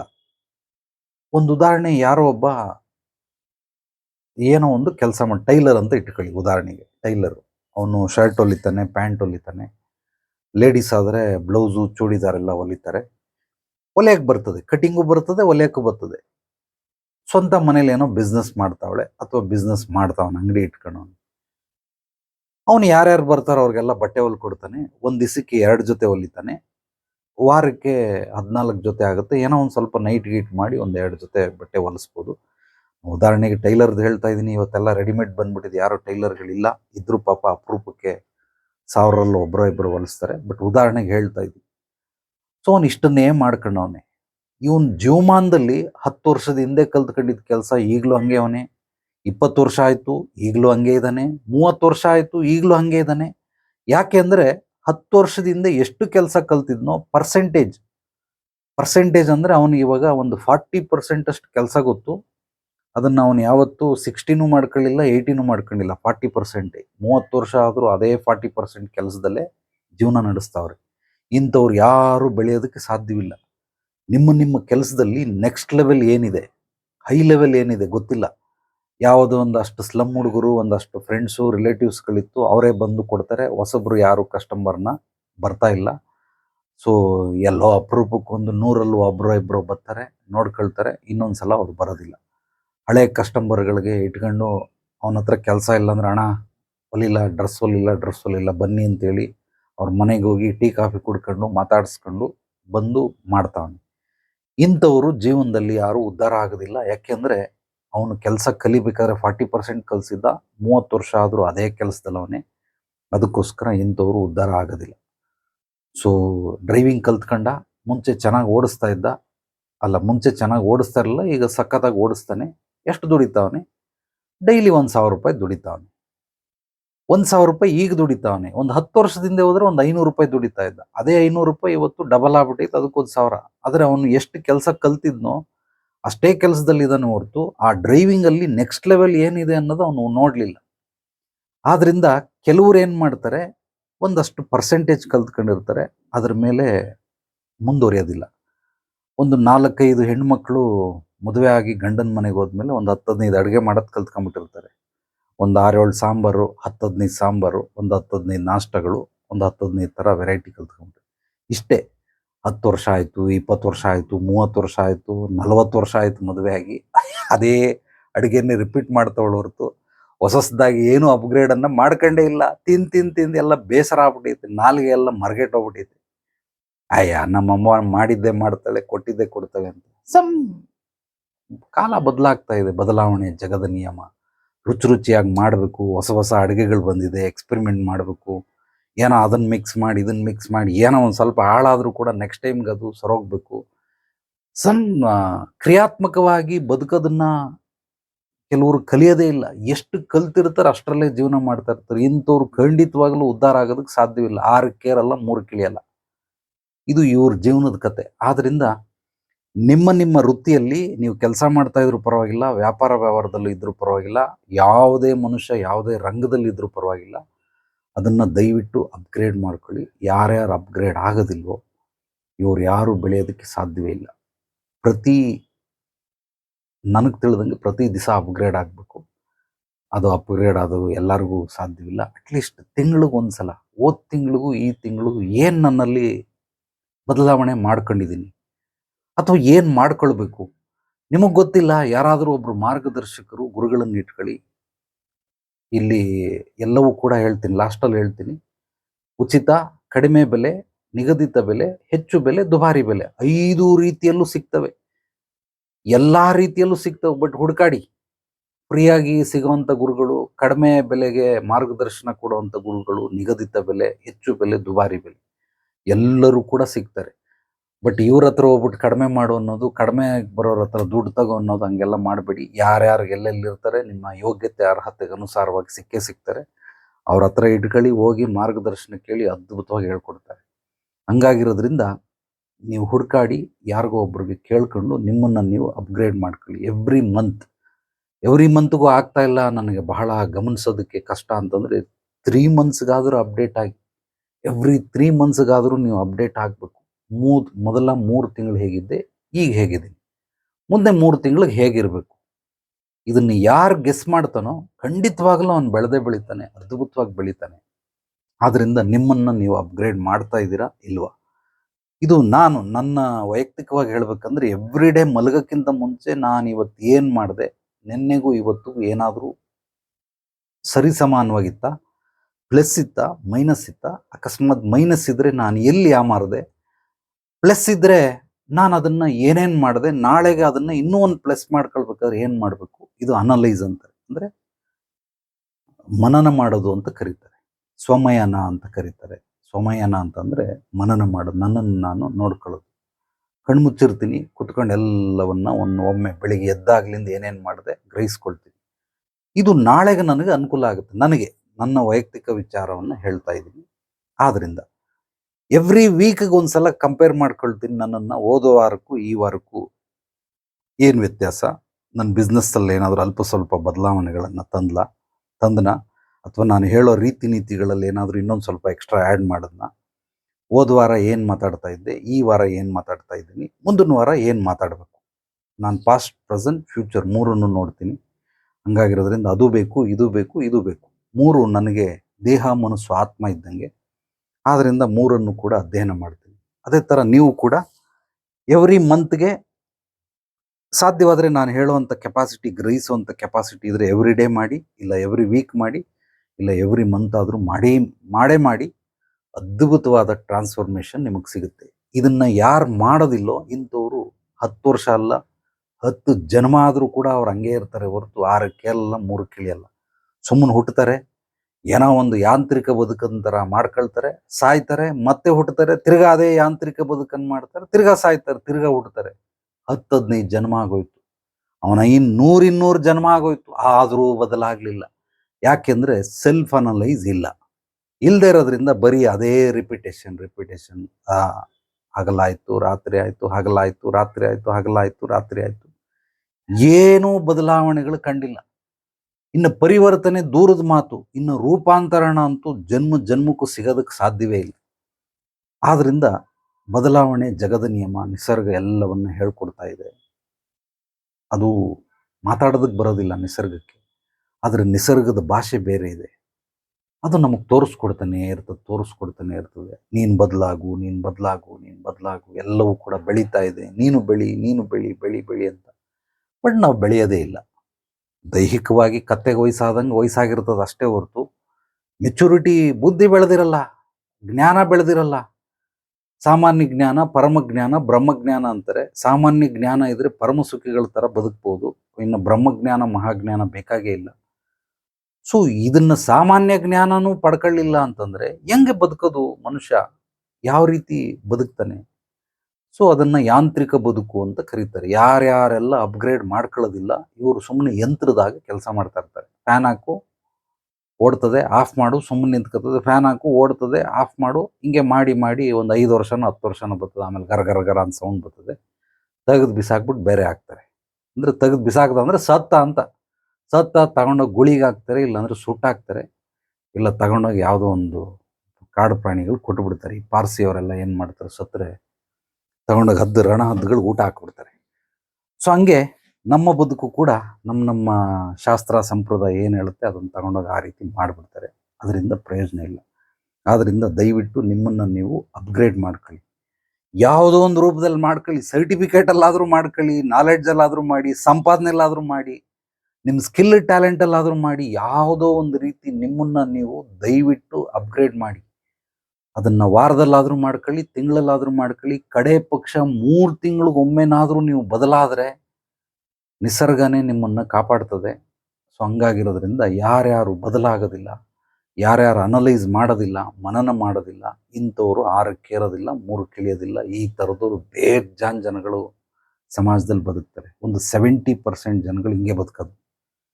ಅವ್ರವ್ರ ಲೆವೆಲ್ಗಳು ಬೇರೆ ಇರ್ತವೆ, ಸಂಪಾದನೆಗಳು ಬೇರೆ ಇರ್ತವೆ, ಬಟ್ ಮೈಂಡ್ ಸೆಟ್ ಎಲ್ಲ ಸೇಮ್ ರಿಪೀಟೆಡ್ ಥರ ಹೋಗ್ತಾ ಇರ್ತದೆ. ಯಾಂತ್ರಿಕ ಬದುಕು ಅಂತ ಕರೀತಾರೆ. ಈ ರೀತಿ ಬದುಕುವಂಥವ್ರು ಇಂಥವ್ರು ಖಂಡಿತವಾಗ್ಲೂ ನಿಸರ್ಗ ಇಂಥವ್ರನ್ನ ನೋಡೋದಿಲ್ಲ, ಗಮನಿಸೋದಿಲ್ಲ. ಯಾರು ನಿಸರ್ಗನ ಅರ್ಥ ಮಾಡ್ಕೊಂಡು ಅದರ ಜೊತೆ ಹೆಜ್ಜೆ ಹಾಕ್ತಾ ಇರ್ತಾರೋ ಅಂಥವ್ರನ್ನ ನಿಸರ್ಗನೇ ಬೆಳೆಸುತ್ತೆ, ಕಾಪಾಡುತ್ತೆ. ನಿಸರ್ಗನ ಬಿಟ್ಟು ವಿರುದ್ಧವಾಗಿ ಹೆಜ್ಜೆ ಹಾಕೋರಿಗೆ ನಿಸರ್ಗ ಗಮನಿಸೋದಿಲ್ಲ, ಭಗವಂತ ಕೂಡ ಗಮನಿಸೋದಿಲ್ಲ. ಯಾವುದೇ ಸೃಷ್ಟಿ ಬ್ರಹ್ಮಾಂಡ ನಿಮ್ಮನ್ನು ಗಮನಿಸೋದಿಲ್ಲ. ಅವು ಗಮನಿಸೋದು ಕೇವಲ ಅನಲೈಸ್ ಮಾಡೋವಂಥವ್ರನ್ನ, ಯಾರ್ಯಾರು ಬೆಳೀತಾ ಇರ್ತಾರೆ ಅಂಥವ್ರನ್ನ ಕೈ ಹಿಡಿದು ಎಳಿತಾ ಇರ್ತಾರೆ. ಇದನ್ನು ಚೆನ್ನಾಗಿ ಅರ್ಥ ಮಾಡ್ಕೊಳ್ಳಿ. ಬಡವರೇ ಆಗೇ ಇರ್ತಾರೆ, ಶ್ರೀಮಂತರು ಆಗ್ತಾನೆ ಇರ್ತಾರೆ. ಮಧ್ಯಮ ವರ್ಗದವರು ಬಡವರು ಆಗಲ್ಲ, ಶ್ರೀಮಂತರು ಆಗಲ್ಲ. ಕಾರಣ ಏನು ಅಂತಂದರೆ, ಇಡೀ ಎಲ್ಲ ನದಿಗಳು ಪ್ರಪಂಚದಾದ್ಯಂತ ಭೂಮಂಡಲದಲ್ಲಿ ಹರಿತಾರೆ ಎಲ್ಲ ನದಿಗಳು ಸಮುದ್ರಕ್ಕೆ ಹೋಗ್ತದೆ, ಸಮುದ್ರಕ್ಕೆ ಹೋಗಿ ಸೇರ್ಕೊಳ್ತದೆ. ಎಷ್ಟೊಂದು ಮರುಭೂಮಿಗಳಿದೆ, ಅಲ್ಲಿ ನೀರು ಬೇಕು, ಅಲ್ಲಿ ಹೋಗಲ್ಲ. ನೀರು ಬೇಕಾಗಿರೋದು ಮರಳು ಭೂಮಿಗೆ, ಬಟ್ ಅಲ್ಲಿ ಹೋಗಲ್ಲ. ಸಮುದ್ರದಷ್ಟೇ ವಿಶಾಲವಾಗಿದೆ ಮರಳು ಭೂಮಿ, ಬಟ್ ಅಲ್ಲಿ ಹೋಗೋದಿಲ್ಲ. ಎಲ್ಲ ಸಮುದ್ರಕ್ಕೆ ಹೋಗ್ತದೆ ನೀರು. ಬೇಜಾನ್ 70% ನೀರಿದೆ, ಅಲ್ಲಿ ನೀರೇ ಇಲ್ಲ. ಅಲ್ಲಿಗೆ ಹೋಗೋದಿಲ್ಲ, ಇಲ್ಲಿಗೆ ಹೋಗ್ತದೆ. ಯಾಕೆ ಅಂತಂದರೆ ಅದಕ್ಕೆ ಶ್ರೀಮಂತರಾಗೇ ಇರ್ತಾರೆ, ಬಡವರಾಗೇ ಇರ್ತಾರೆ. ಇದರ ಅರ್ಥ ಏನು ಅಂತಂದರೆ, ಶ್ರೀಮಂತರು ಯಾಕೆ ಶ್ರೀಮಂತರಾಗ್ತಾವ್ರೆ ಅಂತಂದರೆ ಅವರು ಅಪ್ಗ್ರೇಡ್ ಮಾಡ್ಕೊಳ್ತಾರೆ, ನೆಕ್ಸ್ಟ್ ಲೆವೆಲ್ಗೆ ಹೋಗ್ತಾರೆ. ಅವರು ಪ್ರತಿ ಕ್ಷಣನೂ ಅಪ್ಗ್ರೇಡ್ ಆಗ್ತಾ ಇರ್ತಾರೆ, ಅದಕ್ಕೋಸ್ಕರ ಅವರು ಶ್ರೀಮಂತರಾಗ್ತಾರೆ. ಪ್ರತಿ ಕ್ಷಣ ನಾನು ಹೇಳ್ತಾ ಇದ್ದೀನಿ, 3 ತಿಂಗಳಿಗೊಮ್ಮೆ ನನ್ನನ್ನು ನೀನು ನೋಡ್ಕೊಳ್ಳೋ ಅಂತ ಹೇಳ್ತಾ ಇದ್ದೀನಿ. ಬಟ್ ಅವರು ಶ್ರೀಮಂತು ಪ್ರತಿ ಕ್ಷಣ ಬದಲಾಗ್ತಾ ಇರ್ತಾರೆ. ಸೆಕೆಂಡ್ ಇದ್ದವನು ಬೇರೆ, ಈ ಸೆಕೆಂಡ್ ಇರೋನು ಬೇರೆ, ನೆಕ್ಸ್ಟ್ ಸೆಕೆಂಡ್ ಬರೋನು ಬೇರೆ. ಆದ್ರಿಂದ ಅವರು ಶ್ರೀಮಂತರಾಗ್ತಾ ಇರ್ತಾರೆ. ಸೊ ಕೆಲವರು ನಾನು ಹೇಳ್ದಂಗೆ 3 ತಿಂಗಳಿಗೂ ಹೋಗಲ್ಲ, ವರ್ಷಕ್ಕೊಂದ್ಸಲ ನೋಡ್ಕೊಳ್ಳೋರಿದ್ದಾರೆ. ವರ್ಷಕ್ಕೂ ನೋಡ್ಕೊಳ್ದಿರೋರು ಸುಮಾರು ಜನ ಇದ್ದಾರೆ, ಅವ್ರನ್ನೂ ನೋಡ್ಬಿಟ್ಟಿದ್ದೀನಿ. ಆದ್ರಿಂದ ಕೂಡುವುದು ಅಂತಂದ್ರೆ ಏನಂದ್ರೆ, ನಿಮ್ಮನ್ನ ನೀವು ಅಪ್ಗ್ರೇಡ್ ಮಾಡ್ಕೊಂಡ್ರೆ ಕೂಡೋದಕ್ಕೆ ಅಂದ್ರೆ ಸಂಪಾದನೆಗೆ ದಾರಿ ಆಗುತ್ತೆ. ಆದ್ರಿಂದ ಇದನ್ನ ಮಾಡ್ಕೊಳ್ಳಿ. ನೆಕ್ಸ್ಟ್ ಕಳಿಯೋದು, ಖರ್ಚು ವೆಚ್ಚಗಳು. ಯಾವ ಮನುಷ್ಯ ಅಭಿವೃದ್ಧಿ ಸಮೃದ್ಧಿಯನ್ನು ಹೊಂದಬೇಕು, ಅದರ ಅರ್ಥ ಹೇಳ್ಬಿಡ್ತೀನಿ. ಅಭಿವೃದ್ಧಿ ಅಂದ್ರೆ ಸೈಕಲ್ ಇತ್ತು, ಗಾಡಿ ತಗೊಂಡ, ಕಾರ್ ತಗೊಂಡ, ದೊಡ್ಡ ಕಾರ್ ತಗೊಂಡ, ಸ್ವಂತ ಸೈಟ್ ತಗೊಂಡ, ಮನೆ ಕಟ್ಟದ, ವಿಲ್ಲಾ ತಗೊಂಡ, ಜಮೀನ್ ತಗೊಂಡ, ಇದೆಲ್ಲವೂ ಕೂಡ ಬೆಳೀತಾ ಇದೆ ಬೆಳೀತಾ ಇದೆ ಬೆಳೀತಾ ಇದೆ. ಅಂದ್ರೆ ಸೈಕಲ್ ಇದ್ದಾಗಲೂ ಮಂತ್ ಎಂಡಲ್ಲಿ ₹1 ದುಡ್ಡಿಲ್ಲ, ಕಾರ್ ಇದ್ದಾಗಲೂ ಮಂತ್ ಎಂಡಲ್ಲಿ ₹1 ದುಡ್ಡಿಲ್ಲ, ಎಲ್ಲ ಖಾಲಿ. ಅಂದ್ರೆ ದುಡಿತಾವನೆ ಬಟ್ ಉಳಿಸ್ತಾ ಇಲ್ಲ. ಸೊ ಇಂಥವ್ರಿಗೆ ಅಭಿವೃದ್ಧಿ ಹೊಂದಿದಾನೆ ಅಂತ ಕರೀತಾರೆ. ಸಮೃದ್ಧಿ ಅಂದ್ರೆ ಏನು ಅಂತಂದ್ರೆ, ಒಂದು 3 ವರ್ಷಕ್ಕಾಗೋಷ್ಟು, 5 ವರ್ಷಕ್ಕಾಗೋಷ್ಟು, ಕೆಲವರು 10 ವರ್ಷಕ್ಕಾಗೋಷ್ಟು ಸ್ಟಾಕ್ ಮಾಡ್ಕೊಂಡಿರ್ತಾರೆ. ಅಂದ್ರೆ ಅವ್ರು ಕೆಲಸನೇ ಮಾಡೋದು ಬೇಕಾಗಿಲ್ಲ, ಅವ್ರ ಜೀವನ ನಡೀತಾ ಇರುತ್ತೆ. ಅದಕ್ಕೆ 3 ವರ್ಷ, 5 ವರ್ಷ, 10 ವರ್ಷ ದೊಡ್ಡದಾಯ್ತು. 1 ವರ್ಷದ ಏನಾದರೂ ನಿಮಗೆ ಸ್ಟಾಕ್ ಇದ್ರೆ, ಒಂದು ಉದಾಹರಣೆ ₹1,00,000 ಯಾರಿಗೋ ಮನೆಗೆ ಖರ್ಚಾಗುತ್ತೆ, ಅದು ಅವನು ಒಂದು ₹12,00,000 ಮಾಡ್ಕೊಂಡಿರ್ತಾನೆ. ಸೊ ಇಂಥವನಿಗೆ ಸಮೃದ್ಧಿ ಅಂತ ಕರೀತಾರೆ. ಇದನ್ನ ಅಭಿವೃದ್ಧಿ ಅಂದ್ರೆ ಆರ್ಥಿಕವಾಗಿ ಅವನು ಬೆಳೆದಿಲ್ಲ, ಬಟ್ ಲೈಫ್ ಸ್ಟೈಲ್ ಅನ್ನ ಚೇಂಜ್ ಮಾಡ್ಕೊಂಡಿದ್ದಾನೆ, ಬಟ್ ಅವನು ಅಭಿವೃದ್ಧಿ ಹೊಂದಿದ್ದಾನೆ, ಸಮೃದ್ಧಿ ಹೊಂದಿಲ್ಲ. ಅಭಿವೃದ್ಧಿ ಅಂದ್ರೆ ಇವತ್ತು ಖಾಲಿನೇ, 10 ವರ್ಷದಿಂದೇನು ಖಾಲಿನೇ, 20 ವರ್ಷದಿಂದೇನು ಖಾಲಿನೇ, ಇನ್ನೂ ಒಂದು 10 ವರ್ಷ ಆದ್ಮೇಲೂ ಖಾಲಿನೇ. ಸ್ಟಾರ್ಟಿಂಗ್ ಅಲ್ಲಿ ದುಡ್ಡು ಜೋಬ್ ತುಂಬಾ ಬರ್ತದೆ, ಕೈ ತುಂಬಾ ಬರ್ತದೆ, ಬ್ಯಾಂಕ್ ತುಂಬಾ ಬರ್ತದೆ, ಮಂತ್ ಎಂಡಲ್ಲಿ ಏನು ಇರಲ್ಲ, ಎಲ್ಲ ಖಾಲಿ, ನಿಲ್. ಸೊ ಇಂಥವ್ರು ಅಭಿವೃದ್ಧಿ ಹೊಂದಿದ್ದಾರೆ, ಬಟ್ ಸಮೃದ್ಧಿ ಹೊಂದಿಲ್ಲ. ಸಮೃದ್ಧಿ ಅಂದ್ರೆ 1 ವರ್ಷಕ್ಕೆ, 2 ವರ್ಷಕ್ಕೆ, 3 ವರ್ಷಕ್ಕೆ ಸ್ಟಾಕ್ ಇಟ್ಕೊಂಡಿರ್ತಾರೆ, ಇಂಥವ್ರನ್ನ ಸಮೃದ್ಧಿ ಅಂತ ಕರೀತಾರೆ. ಇದನ್ನ ನೀವು ಮಾಡ್ಕೊಳ್ಬೇಕು ಅಂದ್ರೆ ಉಳಿತಾಯ ಬಹಳ ಬಹಳ ಇಂಪಾರ್ಟೆಂಟ್, ಅಲ್ಲ, ಖರ್ಚು ವೆಚ್ಚಗಳು ಬಹಳ ಬಹಳ ಇಂಪಾರ್ಟೆಂಟ್. ಇದನ್ನ ಕಳಿಯೋದು, ಕೂಡೋದು, ಸಂಪಾದನೆ ಮಾಡೋದು, ಕಳಿಯೋದು, ಖರ್ಚು ಮಾಡೋದು. ನೀವು ಎಷ್ಟೇ ದುಡ್ಕೊಳ್ಳಿ, ಅದರಲ್ಲಿ 70% ಖರ್ಚು ಮಾಡಿ, 30% ಉಳಿತಾಯ ಮಾಡಿ. ಯಾರು ಇದನ್ನ ಮಾಡ್ತಾರೆ ಇಂಥವ್ರು ಮಾತ್ರನೇ ಸಮೃದ್ಧಿ ಹೊಂದೋದಕ್ಕೆ ಸಾಧ್ಯನೇ ಹೊರತು, ₹100 ದುಡಿದು ₹100 ಖರ್ಚು ಮಾಡೋರು ಇವರು ಜೀವಮಾನದಲ್ಲಿ ಉದ್ಧಾರ ಆಗಲ್ಲ, ಜನ್ಮ ಜನ್ಮಕ್ಕೂ ಉದ್ಧಾರ ಆಗೋದಿಲ್ಲ. ಸೊ ಆದ್ರಿಂದ ಉಳಿತಾಯ 30% ಅಷ್ಟಾಗಲ್ಲ, ಹಂಗಿದೆ ಹಿಂಗಿದೆ, ಹೆಂಗಾದ್ರೂ ಇರಲಿ, ನಿನಗೆ ಈಗ ₹10,000 ಬರ್ತಾ ಇದೆ, ₹3,000 ಉಳಿತಾಯ ಮಾಡೋಕ್ಕಾಗಲ್ಲ, 13,000 ಸಂಪಾದನೆ ಮಾಡು, ಇನ್ನೊಂದು 3,000 ಎಕ್ಸ್ಟ್ರಾ ಸಂಪಾದನೆ ಮಾಡ್ಬಿಟ್ಟು ಉಳಿತಾಯ ಮಾಡು. ಆಗಲ್ಲ ಆಗಲ್ಲ ಅಂತ ಹಿಂಗೆ ಮಾಡೋದಕ್ಕಿಂತ, ಆಗಲ್ಲ ಅನ್ನೋದು ಕಷ್ಟಪಡೋದಕ್ಕಿಂತ ಹಿಂಗೆ ಸಂಪಾದನೆ ಮಾಡ್ಬಿಟ್ಟು ಕಷ್ಟಪಡು. ಯಾರು ಬೇಡ ಅಂತಾರೆ? ಇಲ್ಲಿ ಬರ್ತಾರಲ್ಲ ಸುಮಾರು ಜನ ನಾನು ನೋಡಿದ್ದೀನಿ, ಒಂದು ₹10,00,000 ದುಡಿಬೇಕು. ₹10,00,000 ದುಡಿಯೋದಕ್ಕೆ ಅವ್ನು ಬೇಜಾನ್ ಯಾಕಾರ್ತಾವನು. 1 ವರ್ಷ ಆಯ್ತು 10 ಲಕ್ಷ ದುಡ್ದಿಲ್ಲ, 2 ವರ್ಷ ಆಯ್ತು, 3 ವರ್ಷ ಆಯ್ತು 10 ಲಕ್ಷ ದುಡ್ದಿಲ್ಲ. ಅವನು ಏನ್ ಕಷ್ಟಪಡ್ತಾವನೆ ಅಷ್ಟೇ ಕಷ್ಟಪಟ್ಟು ಒಬ್ಬ ಮಾರ್ಗದರ್ಶಕರ ಕೈಯಲ್ಲಿ ಅತ್ಯದ್ಭುತವಾದ ಸೂಕ್ತವಾದ ಪರಿಹಾರ, ಮಾರ್ಗದರ್ಶನ, ವ್ಯಕ್ತಿಗಳು, ವಸ್ತುಗಳು, ಸಮಯ, ಇದು 5 ಇದ್ರೆ ರಿಸಲ್ಟ್. ಇದು 5 ಕೊಡೋರಂತ ಏನಾದ್ರೂ ನೀವು ಸಿಗಾಕೊಂಡ್ಬಿಟ್ರೆ, ಅದೇ 3 ವರ್ಷದಲ್ಲಿ 10 ಲಕ್ಷ ದುಡಿಯೋ ಜಾಗದಲ್ಲಿ 1 ಕೋಟಿ ಬೇಕಾದ್ರೂ ದುಡಿಬಹುದು. ಅಷ್ಟೇ ಎಫರ್ಟು, ಜಾಸ್ತಿ ಇಲ್ಲ. ಏನ್ ನೀವು ಗೋಳಾಡ್ತಾ ಇದ್ದೀರಾ, ಮೈ ಪರ್ಚ್ಕೊತಾ ಇದ್ದೀರಾ, ಬಿಸಿಲಲ್ಲೆಲ್ಲ ಒಣಗ್ತಾ ಇದ್ದೀರಾ, ಕೊರಗ್ತಾ ಇದ್ದೀರಾ, ಮರಗ್ತಾ ಇದ್ದೀರಾ, ಅಷ್ಟೇ ಎಫರ್ಟ್. ಅಷ್ಟೇ ಎಫರ್ಟ್ನ ಬುದ್ಧಿವಂತಿಕೆ ಕಡೆಗೆ, ಸೊ ತಂತ್ರಗಳ ಕಡೆಗೆ, ಯುಕ್ತಿಗಳ ಕಡೆಗೆ ಹಾಕಿದ್ರೆ ಖಂಡಿತವಾಗ್ಲೂ ಬೆಳೆದೇ ಬೆಳೆತಾನೆ ಮನುಷ್ಯ. ಆದ್ರೆ ಅದನ್ನು ಮಾಡೋದಿಲ್ಲ ಅವನು. ಯಾಕೆ ಮಾಡೋದಿಲ್ಲ ಅಂತಂದ್ರೆ, ಅಯ್ಯೋ ಅವ್ರಿಗೆ ಬೇರೆ ಫೀಸ್ ಕೊಡ್ಬೇಕಲ್ಲಪ್ಪ, ಯಾವನ್ ಕೊಡ್ತಾನೆ? ಕಮಿಷನ್ ಕೇಳ್ತಾರೆ, ಕಮಿಷನ್ ಕೊಡ್ಬೇಕಲ್ಲ, ಯಾವನ್ ಕೊಡ್ತಾನೆ ಅಂತ. ಯಾರು ಇಲ್ಲಿ ಕೊಡದೇ ಇದ್ರೆ ಬೆಳೆಯೋದೇ ಇಲ್ಲ. ಭೂಮಿ ತಾಯಿಗೂ ಬೀಜ ಹಾಕದೇ ಇದ್ರೆ ಅವಳು ಏನ್ ಕೊಡ್ತಾಳೆ ನಿಮ್ಗೆ? 10 ಎಕರೆ ಜಮೀನಿದೆ, ಬೀಜ ಹಾಕಕ್ ದುಡ್ಡಿಲ್ಲ ಅಂತಂದ್ರೆ ಭೂಮಿ ತಾಯಿ ಏನ್ ಮಾಡ್ತಾಳೆ ಪಾಪ? ಯಾವ್ದೋ ಮುಳ್ಳು ಗಿಡ ಅವು ಬೆಳೆಸ್ಕೊಂಡು ಸುಮ್ಮನೆ ಇರ್ತಾಳೆ. ಸೊ ಒಡೆದ ಗಿಡದ ಸೌದೆ ಗಿಡದಾಗ ಹಾಕಳಿ ಅಷ್ಟೇ. 10 ಎಕರೆ ಜಮೀನೆಲ್ಲ ಸುಮ್ಮನೆ ವ್ಯರ್ಥ. 10 ಎಕರೆಗೆ ತರಕ್ಕೆ ಯೋಗ್ಯತೆ ಇಲ್ಲ ಅಂತಂದ್ರೆ 1 ಎಕರೆಗಾದ್ರೂ ಬೀಜ ತಗೊಂಬಂದು ಹಾಕಯ್ಯ, 1 ಎಕರೆ ಬೆಳೆದ್ ತೋರ್ಸು. 1 ಎಕರೆಗೂ ತರಕ್ಕಿಲ್ಲ ಗುರುಗಳೇ, ಒಂದು 10 ಕುಂಟೆಗೆ ಹಾಕಲೇ ಹೋಗ್ಲಿ, 10 ಕುಂಟೆಗಾದ್ರೂ ಹಾಕ. 10 ಕುಂಟೆಗೂ ಇಲ್ಲ, 1 ಕುಂಟೆಗಾದ್ರೂ ಹಾಕಲಿ, ಅದನ್ನು ಇಲ್ಲ ಅಂತ ಹೇಳ್ಬೇಡ. ಏನೋ ಮಾಡು, ಕಿಡ್ನಿ ಮಾರ್ಬಿಟ್ಟು ಮಾರು. ಏನೋ ಅದನ್ನಾದ್ರೂ ಮಾಡು ಹೋಗ್ಲಿ. ಏನೋ ಮಾರ್ಬಿಡು, ಒಂದಷ್ಟು ಬ್ಲಡ್ ಕೊಟ್ಬಿಡು, ಅದ್ರಲ್ಲಿ ಒಂದಷ್ಟು ದುಡ್ಡು ಸಿಗ್ತದೆ, ಅದನ್ನೇ ತಗೊಂಬಂದು ಬೀಜಕ್ಕೆ ತಗೊಂಬಂದು 1 ಕುಂಟೆಗಾದ್ರೂ ಹಾಕು. ಹಾಕಿದ್ರೆ ಖಂಡಿತವಾಗ್ಲೂ ಅದರಿಂದ ಬಂದಿರೋದನ್ನ ಅದನ್ನೇ ಬೀಜ ಮಾಡ್ಕೊಂಡು ಇನ್ನೊಂದು 10 ಕುಂಟೆಗೆ ಹಾಕ್ಬೋದು, ನಿಧಾನಕ್ಕಾದ್ರೂ ಬೆಳಿಬೋದು. ಬಟ್ ಏನು ಬೀಜಕ್ಕೆ ದುಡ್ಡೇ ಇಲ್ಲ ಅಂತಂದ್ರೆ ನಿನ್ನ ಹತ್ರ 10 ಎಕರೆ ಎಲ್ಲ 100 ಎಕರೆ, ಎಷ್ಟು ಎಕರೆ, 1 ಎಕರೆ ಇದ್ರೂ ಏನು ಪ್ರಯೋಜನ ಇಲ್ಲ. ಅದಕ್ಕೋಸ್ಕರ ವಿತೌಟ್ ಇನ್ವೆಸ್ಟ್ಮೆಂಟ್ ನಿಮಗೆ ಯಾವುದೇ ರೀತಿ ಅರ್ನಿಂಗ್ ಮಾಡೋದಕ್ಕೆ ಸಾಧ್ಯವಿಲ್ಲ. ಲರ್ನಿಂಗ್ ಆ್ಯಂಡ್ ಇನ್ವೆಸ್ಟ್ಮೆಂಟ್ ಇದೆರಡೂ ಬಹಳ ಒಂದು ನಾಣ್ಯದ ಎರಡು ಮುಖ ಇದ್ದಂಗೆ. Learning and investment. Investment head, learning tail. So ಒಂದು ಮೇಲ್ಮುಖ, ಇನ್ನೊಂದು ಕೆಳಮುಖ. ಒಂದು ನಾಣ್ಯದ ಎರಡು ಮುಖಗಳಿದ್ದಂಗೆ. ಇದೆರಡು ಮಾಡಿದ್ರೆ ಮಾತ್ರನೇ ನಿಮ್ಮ ಸಂಪಾದನೆ ಹೆಚ್ಚಾಗುತ್ತೆ ಹೊರತು ಇದೆರಡು ಮಾಡಲಿಲ್ಲ ಅಂದರೆ ಮುಂದುವರಿಯೋದಿಲ್ಲ. ನನಗೆ ನನ್ನ ಅನುಭವದಲ್ಲಿ ಸ್ಕಿಲ್ಲು ಟ್ಯಾಲೆಂಟ್ ಇರೋನು, ಫುಲ್ ಸ್ಕಿಲ್ಫುಲ್ ಪರ್ಸನ್ ಟ್ಯಾಲೆಂಟ್ ಇದ್ದಾನೆ, ಬಟ್ ಅವನು ದುಡ್ಡು ಮಾಡಲಿಲ್ಲ. ಕೆಲವನಿಗೆ ಸ್ಕಿಲ್ ಇಲ್ಲ, ಟ್ಯಾಲೆಂಟ್ ಇಲ್ಲ, ಬಟ್ ಕ್ಲಾರಿಟಿ ಇದೆ, ಇವನು ದುಡ್ಡು ಮಾಡ್ತಾನೆ. ಇವನ ಹತ್ರ ಸ್ಕಿಲ್ಲು ಇಲ್ಲ, ಟ್ಯಾಲೆಂಟು ಇಲ್ಲ, ಏನೂ ಮಾಡಕ್ಕೆ ಬರಲ್ಲ, ಯಾವುದೇ ಥರ ಸ್ಕಿಲ್ ಟ್ಯಾಲೆಂಟ್ ಇಲ್ಲ, ಬಟ್ ಇವನಿಗೆ ಕ್ಲಾರಿಟಿ ಇದೆ. ಕ್ಲಾರಿಟಿ ಇರೋನು ಅತ್ಯದ್ಭುತವಾಗಿ ಗೋಲ್ನ ರೀಚ್ ಮಾಡ್ತಾನೆ. ಅವನು ಏನು ಅನ್ಕೊಂಡಿರ್ತಾನೆ ಅಲ್ಲಿಗೆ ಹೋಗಿ ಮುಟ್ತಾನೆ. ಅವನು ಯಾವ ಥರ ಜೀವನ ಬೇಕು ಆ ರೀತಿ ನಿರ್ಮಿಸ್ಕೊಳ್ತಾನೆ, ಕ್ಲಾರಿಟಿ ಇರೋರಿಗೆ. ಅಂದರೆ ಇಲ್ಲಿ ಸ್ಕಿಲ್ ದೊಡ್ಡದ, ಟ್ಯಾಲೆಂಟ್ ದೊಡ್ಡದ ಅಂತಂದ್ರೆ ಇವೆರಡಕ್ಕಿಂತ ದೊಡ್ಡದು ಕ್ಲಾರಿಟಿ. ಆ ಕ್ಲಾರಿಟಿ ಯಾರ್ಯಾರಿಗೆ ಸಿಗ್ತಾ ಹೋಗ್ತಾ ಇರ್ತದೆ, ಅವನು ಸುಮ್ಮನಿರಲ್ಲ, ನಡೀತಾ ಇರ್ತಾನೆ, ಮುಂದೆ ಓಡ್ತಾ ಇರ್ತಾನೆ. ಸೊ ಯಾವುದೋ ಒಂದು ರೂಪದಲ್ಲಿ ಅವನ ತಲೆ ಅದ್ಭುತವಾಗಿ ಓಡ್ತಾ ಇರ್ತದೆ. ಯಾರಿಗೆ ಕ್ಲಾರಿಟಿ ಇಲ್ಲ, ಕುತ್ಕೊಂಡು ಯೋಚನೆ ಮಾಡ್ತಾ ಇರ್ತಾನೆ, ಏನು ಮಾಡಲಿ, ಏನು ಕ್ಲಾರಿಟಿ ಇಲ್ಲ ಅವನಿಗೆ, ಏನು ಮಾಡ್ತಾನೆ, ಕುತ್ಕೊಂಡು ಯೋಚನೆ ಮಾಡ್ತಾನೆ. ಸೊ ಹಂಗಾಗಿರೋದ್ರಿಂದ ಕ್ಲಾರಿಟಿನೇ ಇಲ್ಲಿ ನಿಮ್ಮನ್ನ ಪುಷ್ ಮಾಡುವಂಥ ಫೋರ್ಸ್. ಯಾರಿಗೆ ಕ್ಲಾರಿಟಿ ಇಲ್ಲ, ಇವನು ಮುಂದೆ ಬೆಳೆಯೋದಕ್ಕೆ ಸಾಧ್ಯವೇ ಇಲ್ಲ. ಒಂದು ರೋಡು, 4 ರೋಡ್ ಇದೆ, ಹಿಂಗೆ ಎಲ್ಲೋಗ್ಬೇಕು ಗೊತ್ತಿಲ್ಲ, ಕುತ್ಕೊಂಡು ಯೋಚನೆ ಮಾಡ್ತಾನೆ, ಇಲ್ಲೋಗಲ್ಲ, ಇಲ್ಲೋದ್ರೆ ಸಿಗ್ತದ, ಇಲ್ಲೋದ್ರೆ ಸಿಗ್ತದ. ಸರಿ, ಯಾರಾದರೂ ಬಂದರೆ ಕೇಳೋಣ. ಯಾರೋ ಒಬ್ಬ ಬಂದ, ಅಣ್ಣ ಹೆಂಗೆ ಹೋಗ್ಲಣ್ಣ ಅಂತ. ಅವನು ಎಲ್ಲೋಗ್ಬೇಕು, ಹೋಗ್ತದೆ ಅಂತ. ಹೌದಾ, ಹಾಂ ಸರಿ ಆಯಿತು ಅಂತ ಹೋದ. ಅವನು ಹೇಳಿದ ನಿಜಾನ ಸುಳ್ಳ ಗೊತ್ತಿಲ್ಲ, ಸುಮ್ಮನೆ ಹೋಗ್ಬಿಟ್ಟು ಅವನಿಗೆ ಡೌಟ್ ಆಯ್ತು, ಮತ್ತೆ ವಾಪಸ್ ಬಂದ. ಅವನು ಹೇಳಿದ ಸುಳ್ಳಾಗ್ಬಿಟ್ರೆ, ಹಿಂಗೆ ಮಾಡಿ ಪಾಪ ಕ್ಲಾರಿಟಿ ಇಲ್ದವರು ಅಲ್ಲೇ ಕುತ್ಕೊಂಡಿರ್ತಾರೆ ಜೀವಮಾನದಲ್ಲಿ. ಒಬ್ಬ ಹುಟ್ಟದ, ಬಂದ, ಹೋದ, ಸತ್ತ, ಮುಂದಿನ ಜನ್ಮ ಬಂದ, ಅವಾಗಲೂ ಅವನ್ನೇ ಅಡ್ರೆಸ್ ಕೇಳ್ತಾವನು. ಅವನು ಹೋದ, ಬಂದ, ಮತ್ತೆ ಮುಂದಿನ ಜನ್ಮ ಬಂದ, ಅವನು ಹೋಗ್ತಾನೆ. ಇವನು ಎಲ್ಲೂ ಇಲ್ಲ. ಕ್ಲಾರಿಟಿ ಇಲ್ದವ್ರು ಯಾರು ಉದ್ಧಾರ ಆಗಕ್ಕೆ ಸಾಧ್ಯ ಇಲ್ಲ. ನಿಮ್ಮ ಹತ್ರ ಸ್ಕಿಲ್ ಟ್ಯಾಲೆಂಟ್ ರಾಶಿ ಇದ್ರೂ ಕ್ಲಾರಿಟಿ ಇಲ್ಲದಿದ್ರೆ ನೀವು ಬೆಳೆಯೋದಕ್ಕಾಗೋದಿಲ್ಲ. ಅದಕ್ಕೋಸ್ಕರ ದೊಡ್ಡ ಕಂಪ್ನಿಗಳು ಯಾಕೆ ಬೆಳೀತವೆ ಅಂದರೆ ಅವ್ರಿಗೆ 100% ಕ್ಲಾರಿಟಿ ಇರ್ತದೆ, ಅದಕ್ಕೋಸ್ಕರ ಬೆಳೀತಾರೆ. ಯಾರಿಗೆ ಕ್ಲಾರಿಟಿ ಇಲ್ಲ, ಇಂಥವ್ರು ಬೆಳೆಯಲ್ಲ. ಕ್ಲಾರಿಟಿ ಯಾಕೆ ಬರಲ್ಲ ಅಂತಂದರೆ, ನಿಮ್ಮ ತಲೆಯಲ್ಲಿ ಬರೀ ಡೌಟ್ಸೇ ತುಂಬಿರ್ತದೆ, ಸಂಶಯಗಳಿರ್ತವೆ, ಬರೀ ಡೌಟ್ಸ್.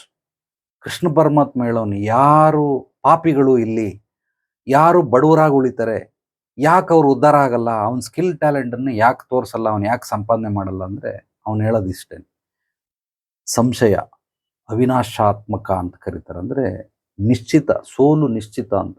ಯಾರ್ಯಾರಿಗೆ ಡೌಟ್ಸ್ ಇದೆ, ಸಂಶಯ ಇದೆ, ಇಂಥವ್ರು ಯಾರಿಗೂ ಏನೇ ಇದ್ರೂ ಕೂಡ ಪ್ರಯೋಜನ ಇರಲ್ಲ. ಅದಕ್ಕೋಸ್ಕರ ನನ್ನ ಪ್ರಕಾರ, ನನ್ನ ಪರ್ಸ್ನಲ್ ಅಧ್ಯಯನದ ಪ್ರಕಾರ, clarity is a super sharp. So ರಿಚ್ನೆಸ್ಸನ್ನು ತಂದುಕೊಡ್ತದೆ ಕ್ಲಾರಿಟಿ. ಎಲ್ಲದರಲ್ಲೂ ಕೂಡ ಕ್ಲಾರಿಟಿ. ಸ್ನೇಹ ಸಂಬಂಧದಲ್ಲಿ ಕ್ಲಾರಿಟಿ ಇರಬೇಕು, ವ್ಯಾಪಾರ ವ್ಯವಹಾರದಲ್ಲಿ ಕ್ಲಾರಿಟಿ ಇರಬೇಕು, ಸೊ ಆರೋಗ್ಯದಲ್ಲಿ ಕ್ಲಾರಿಟಿ ಇರಬೇಕು. ನಾವು ಏನು ಮಾಡ್ತಾ ಇದ್ರೆ ಅದ್ರ ಬಗ್ಗೆ ಎಲ್ಲ ನಮಗೆ ಕ್ಲಾರಿಟಿ ಇದ್ದರೆ ಅದ್ಭುತವಾಗಿ ಮುಂದುವರಿಯೋದಕ್ಕೆ ದಾರಿ ಮಾಡಿಕೊಡ್ತದೆ. ಸೊ ಆದ್ದರಿಂದ ಮೂಲವಾಗಿ ಈ ಖರ್ಚು ವೆಚ್ಚಗಳಲ್ಲಿ ನೀವು 100 ರೂಪಾಯಿ ದುಡಿದು 70 ರೂಪಾಯಿ ಖರ್ಚು ಮಾಡಿ ಅದ್ಭುತವಾಗಿ ಸಮೃದ್ಧಿಯನ್ನು ಹೊಂದುತ್ತೀರಾ. ಇದನ್ನು ನೀವು ಕಳಿಯೋದು ಕಲ್ತ್ಕೊಬೇಕು. ಖರ್ಚು ಮಾಡೋದು ಏನಕ್ಕೆ ಕಲ್ತ್ಕೊಳ್ಬೇಕು? ಖರ್ಚು ಮಾಮೂಲಿ ಊಟ ಬಟ್ಟೆ ಸೂರು ಮಾಡಲೇಬೇಕಾಗುತ್ತೆ. ಇದು ಬಿಟ್ಟು ಇನ್ನೇನಕ್ಕೆ ಖರ್ಚು ಮಾಡ್ತೀರಾ? ಸೊ ಉಳಿಯೋದಕ್ಕೋಸ್ಕರ ಕೆಲವೊಂದು ಖರ್ಚು ಮಾಡಬೇಕು, ಅಳಿಯೋದಕ್ಕೋಸ್ಕರನೂ ಕೆಲವೊಂದು ಖರ್ಚು ಮಾಡ್ತಾರೆ. ಅದು ಅಳಿಯೋದಕ್ಕೆ ಖರ್ಚು ಮಾಡೋದು ಬೇಡ, ಅದು ಆದಷ್ಟು ಕದೆ ಆಗ್ಬಿಡ್ತದೆ. ಬೆಳೆಯೋದಕ್ಕೋಸ್ಕರನೂ ಮಾಡಬೇಕು. ಆದರೆ ಮನುಷ್ಯ ಉಳಿಯೋಕ್ಕೂ ಖರ್ಚು ಮಾಡೋದಿಲ್ಲ, ಬೆಳೆಯೋಕ್ಕೂ ಖರ್ಚು ಮಾಡಲ್ಲ. ಕೇವಲ ಊಟ ಬಟ್ಟೆ ಸೂರಿಗೆ ಮಾತ್ರ ಖರ್ಚು ಮಾಡ್ತಾ ಇರ್ತಾನೆ. ಅದಕ್ಕೋಸ್ಕರ ಇಡೀ ಸಮಾಜ 6ಕ್ಕೆ ಇರಲ್ಲ, 3ಕ್ಕೆ ಕೇಳ್ದೇನೆ ಸುಮ್ಮನೆ ಕೂತಿರ್ತದೆ. ಬರೀ ಊಟ ಬಟ್ಟೆ ಸೂರು, ಇನ್ನೇನನ್ನು ಎಕ್ಸ್ಟ್ರಾ ತಿಳ್ಕೊಳಕ್ಕೆ ಹೋಗಲ್ಲ, ಇನ್ನು ಎಕ್ಸ್ಟ್ರಾ ಯಾರ ಹತ್ರನೂ ಹೋಗಿ ಮೀಟ್ ಮಾಡೋದಿಲ್ಲ, ಏನೂ ಮಾಡೋದಿಲ್ಲ. ಕೇವಲ ಊಟ ಬಟ್ಟೆ ಸೂರು. ಇದನ್ನು ಮಾಡಿ ಯಾರು ಖರ್ಚು ಮಾಡೋದಕ್ಕೆ ರೆಡಿ ಇಲ್ಲ. ಒಬ್ಬ ಅತ್ಯದ್ಭುತವಾದಂಥ ಹೀರೋ, 32 ವರ್ಷ ವಯಸ್ಸು, ಸಖತ್ತಾಗಿದ್ದಾನೆ, 6 ಅಡಿ ಹೈಟ್ ಇದ್ದಾನೆ, ಒಂದು 95 kg ತೂಕ ಇದ್ದಾನೆ, ಒಳ್ಳೆ ಸಿನಿಮಾ ನಟ ದರ್ಶನ್ ಥರ ಅದ್ಭುತವಾಗಿದ್ದಾನೆ, ಬಾಡಿ ಗಿಡಿ ಎಲ್ಲ. ಅವನು ಸಿನಿಮಾ ಹೀರೋ ಆಗಬೇಕು ಅಂತ, ಬಟ್ ಖರ್ಚು ಮಾಡೋದಕ್ಕೆ ರೆಡಿ ಇಲ್ಲ. ಬೆಳೆಯೋಕ್ಕೆ ಉಳಿಯೋಕ್ಕೆ ಎರಡಕ್ಕೂ ಖರ್ಚು ಮಾಡಬೇಕು, ಎರಡಕ್ಕೂ ಖರ್ಚು ಮಾಡೋಕ್ಕೆ ರೆಡಿ ಇಲ್ಲ. ಏನೋ ಒಂದು ಸಿಮೆಂಟ್ದು ಇದು ಮಾಡ್ಕೊಂಡು ಅವ್ನು ಇಟ್ಟಿಗೆ ಕಟ್ಬಿಟ್ಟು ಡಂಬಲ್ಸ್ ಗಿಂಬಲ್ಸ್ ಎಲ್ಲ ಮಾಡ್ಬಿಟ್ಟು ಬಾಡಿ ಚೆನ್ನಾಗಿ ಮಾಡವನೆ. ಬಟ್ ಯಾರನ್ನಾದ್ರೂ ಹೋಗಿ ಭೇಟಿ ಮಾಡೋದನ್ನ ಇಲ್ಲ. ಯಾಕೆಂದ್ರೆ ಭೇಟಿ ಮಾಡ್ಬೇಕಂದ್ರೆ ಪೆಟ್ರೋಲ್ಗೆ ದುಡ್ಡಿಲ್ವಂತೆ. ಯಾರಾದರೂ ಅವನಿಗೆ ಒಂದು 500 ರೂಪಾಯಿ ಕೊಟ್ರೆ ಅವನು ಹೋಗಿ ಡೈರೆಕ್ಟರ್ನ ಹೀರೋನ ಹೋಗಿ ಭೇಟಿ ಮಾಡ್ತಾನೆ. ಯಾರು ಕೊಡ್ತಾರೆ? ಯಾರಾದ್ರೂ ಎಷ್ಟು ಸುಲಭವಾಗಿ ಹೇಳ್ಬಿಡ್ತಾರೆ ಅಂದ್ರೆ, ನನ್ಗೆ ಯಾರಾದ್ರೂ ಸಹಾಯ ಮಾಡ್ಬಿಟ್ರೆ. ಯಾರ ಸಹಾಯ ಮಾಡಕ್ ಬರ್ತಾರೆ ನಿನ್ಗೆ? ಯಾರು ಬರ್ತಾರೆ ಯಾರಾದ್ರೂ ಅಂತ ಅಂದ್ರೆ ಹೆಂಗ್ ಹೇಳ್ತೀಯ? ನೀನ್ ಕಷ್ಟದಲ್ಲಿದ್ಯಾ ಅಂತ ಯಾರಿಗಾದ್ರೂ ಏನ್ ಕನ್ಸು ಬಿದ್ದಿತ್ತದ? TV9 ನ್ಯೂಸಲ್ಲಿ ಏನಾದ್ರು ಹಾಕಿದ್ರ? ಪೇಪರಲ್ಲಿ ಏನಾದ್ರು ಹಾಕಿದ್ರ? ಸೋಷಿಯಲ್ ಮೀಡಿಯಾದಲ್ಲಿ ಏನಾದ್ರು ಹಾಕಿದ್ದ ನಿನಗೆ ಕಷ್ಟ ಐತೆ ಅಂತ? ಕೆಲವರೆಲ್ಲ ಸೋಷಿಯಲ್ ಮೀಡಿಯಾದಲ್ಲಿ ಹೆಲ್ತ್ ಪ್ರಾಬ್ಲಮ್ ಡೊನೇಟ್ ಅಂತ ಹೇಳಿ ಕಳಿಸ್ತಾರೆ. ಅನಾಥಾಶ್ರಮ, ಗೋಶಾಲೆ, ನನ್ನ ಮಕ್ಕಳಿಗೇನೋ ಹಾರ್ಟ್ ಆಪರೇಷನ್ ಆಗಿದೆ, ದಯವಿಟ್ಟು ಸಹಾಯ ಮಾಡಿ ಅಂತ. ಯಾರೋ 1 ರೂಪಾಯಿ, 10 ರೂಪಾಯಿ, 100 ರೂಪಾಯಿ ಮಾಡ್ತಾರೆ. ಯಾಕೆ ಮಾಡ್ತಾರೆ? ಅಡ್ವರ್ಟೈಸ್ ನೋಡಿದ್ರಿ, ಕ್ಲಿಕ್ ಮಾಡಿದ್ರಿ, ಡೊನೇಟ್ ಮಾಡಿದ್ರಿ. ಏನೋ 1 ರೂಪಾಯಿನಾದ್ರೂ ಸರಿ ಡೊನೇಟ್ ಮಾಡಿದ್ರಿ. ಯಾರಾದ್ರೂ ಅಂತಂದ್ರೆ ಯಾರಾದ್ರೂ ಬಂದು ಸುಮ್ಮನೆ ಮಾಡೋದಕ್ಕೆ ಬರೋದಿಲ್ಲ. ಯಾರನ್ನು ಕೇಳ್ದೆ ನೀನು? ಎಷ್ಟು ಜನನ ಕೇಳ್ದೆ?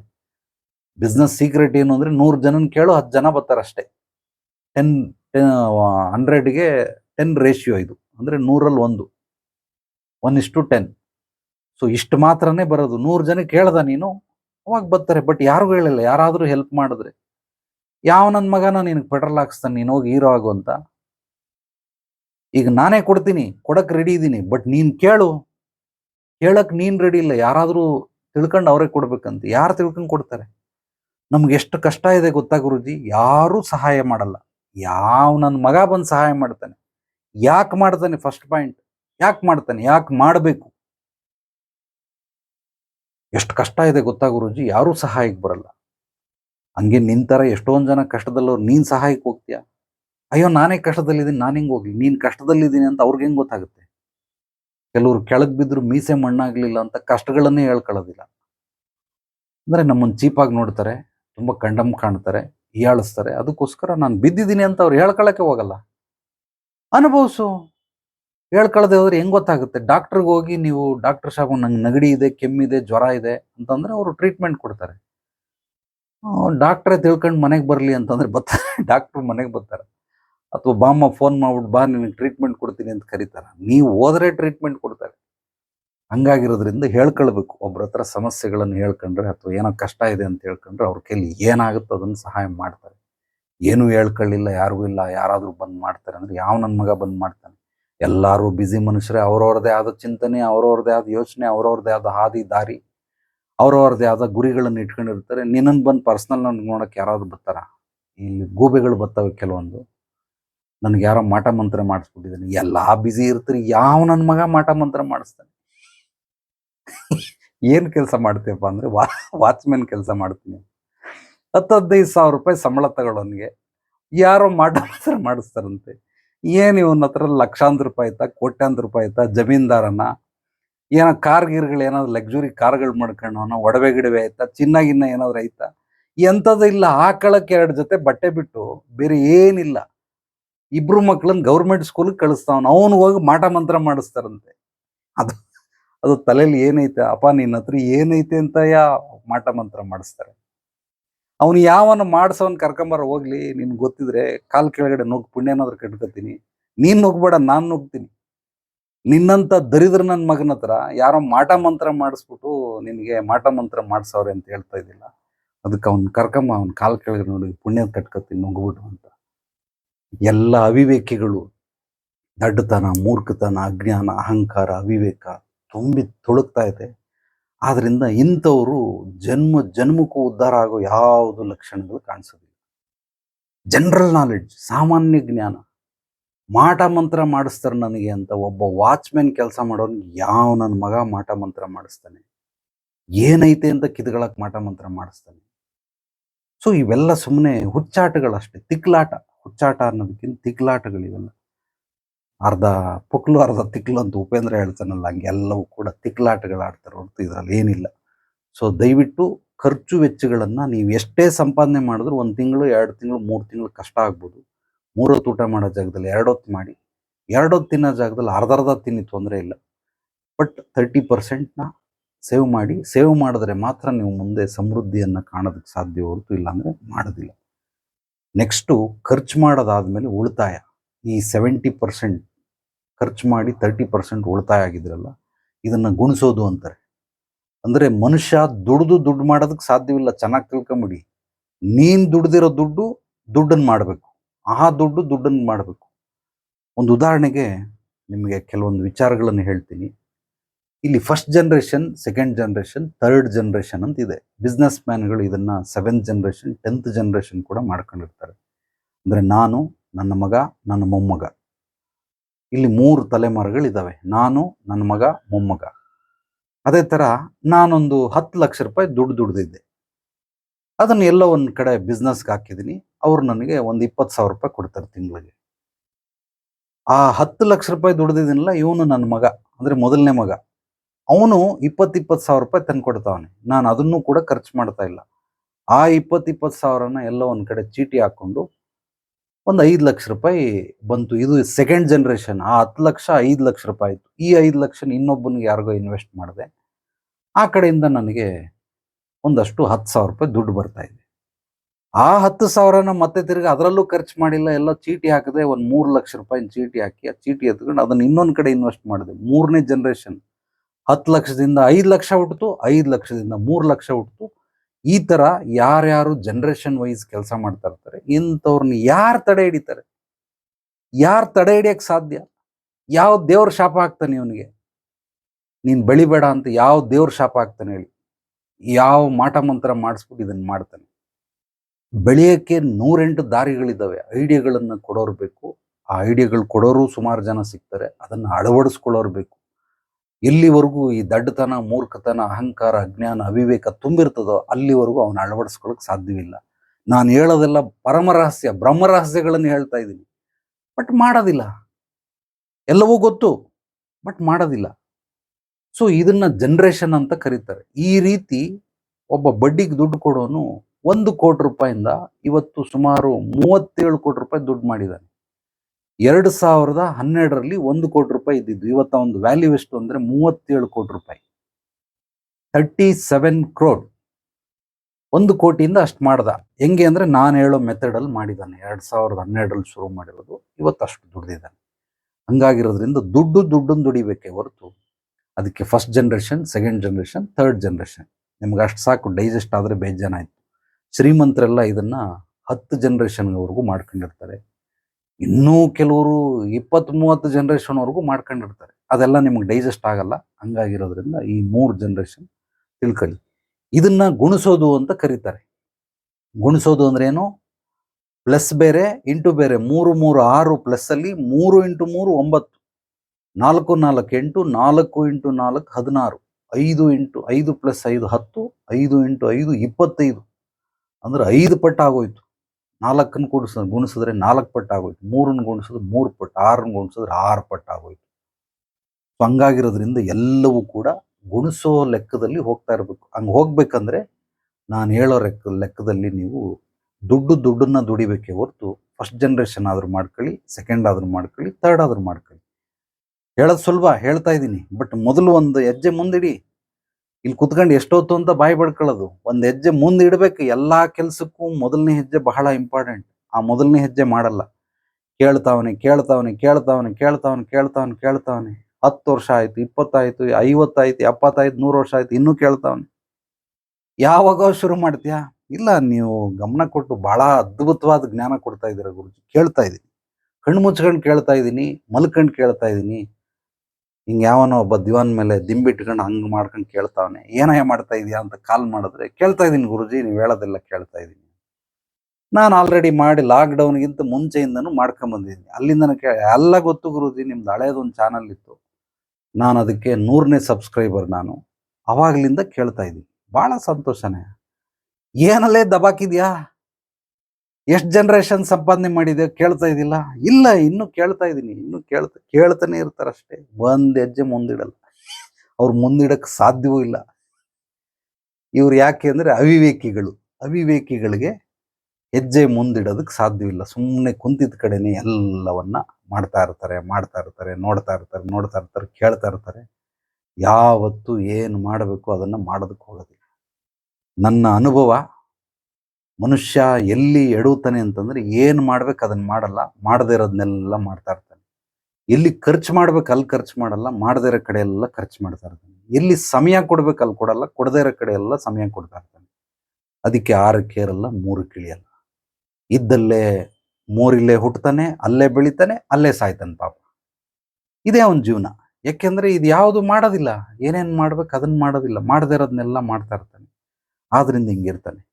ಸೊ ಮೂಲವಾಗಿ ನಾನು ಹೇಳ್ತಾ ಇರೋದನ್ನ ಗುಣಾಕಾರ ಜನರೇಷನ್ ವೈಸಲ್ಲಿ ಇದನ್ನ ಮಾಡೋದನ್ನ ಕಲ್ತ್ಕೊಳ್ಳಿ. ಶ್ರೀಮಂತರಾಗೋದು ಹಿಂಗೆ, ಅಭಿವೃದ್ಧಿ ಆಗೋದು ಹಿಂಗೆ, ಸಮೃದ್ಧಿ ಹೊಂದೋದು ಹಿಂಗೆ.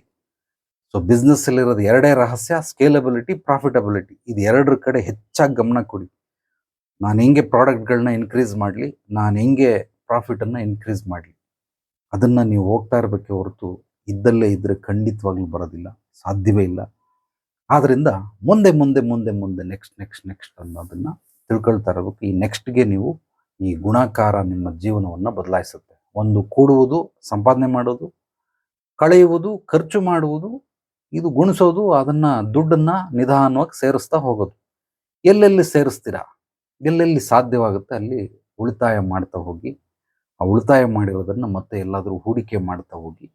ಅದು ನಿಮಗೆ ಗೊತ್ತಾಗಲಿಲ್ಲ ಅಂದರೆ ನೇರವಾಗಿ ಬಂದು ಭೇಟಿ ಮಾಡಿ. ಖಂಡಿತವಾಗ್ಲೂ ಎಲ್ಲವನ್ನು ಬಿಡಿಸಿ ಬಿಡಿಸಿ ಬಿಡಿಸಿ ಬಿಡಿಸಿ ಒಂದೊಂದಾಗಿ ಎಲ್ಲವನ್ನು ಹೇಳ್ಕೊಡ್ತೀನಿ. You want to play the game, you know the rule. ಇದೇ ಇರೋದು. ಇನ್ನೊಂದು, anything is possible, everything is possible when you know the system and process. ಆ ಸಿಸ್ಟಮ್ ಪ್ರೋಸೆಸ್ ಏನು ಅಂತ ಚೆನ್ನಾಗಿ ಅರ್ಥ ಮಾಡ್ಕೊಳ್ಳಿ. ನಾನಂತೂ ಅರ್ದು ಕುಡಿದು ಬಿಟ್ಟಿದ್ದೀನಿ. ಯಾವ ಬಿಸ್ನೆಸ್ಗಾದರೂ ಸರಿನೇ ಸಿಸ್ಟಮ್ ಪ್ರೋಸೆಸ್ ಏನು ಅದನ್ನು ನಾನು ಹೇಳ್ಬಿಡ್ತೀನಿ. ನನ್ನ ಹೆಸರೇನು ಅಂದರೆ ನನ್ನ ಚಿಂತನೆಗಳೆಲ್ಲ ಬೇರೆ ಬಗ್ಗೆ. ನಾನು ಏನೇ ಮಾತಾಡಿದ್ರು ಬೇರೆ ಬಗ್ಗೆ ಮಾತಾಡ್ತೀನಿ. ಜನಗಳು ಪಾಪ ಇಲ್ಲಿ ಬರೋರು ಏನೇ ಮಾತಾಡಿದ್ರು ಮರದ ಬಗ್ಗೆ ಮಾತಾಡ್ತಾರೆ. ಬೇರೆ ಅನ್ನೋ ಭಾಷೆ ಅವ್ರಿಗೆ ಅರ್ಥ ಆಗೋದಿಲ್ಲ.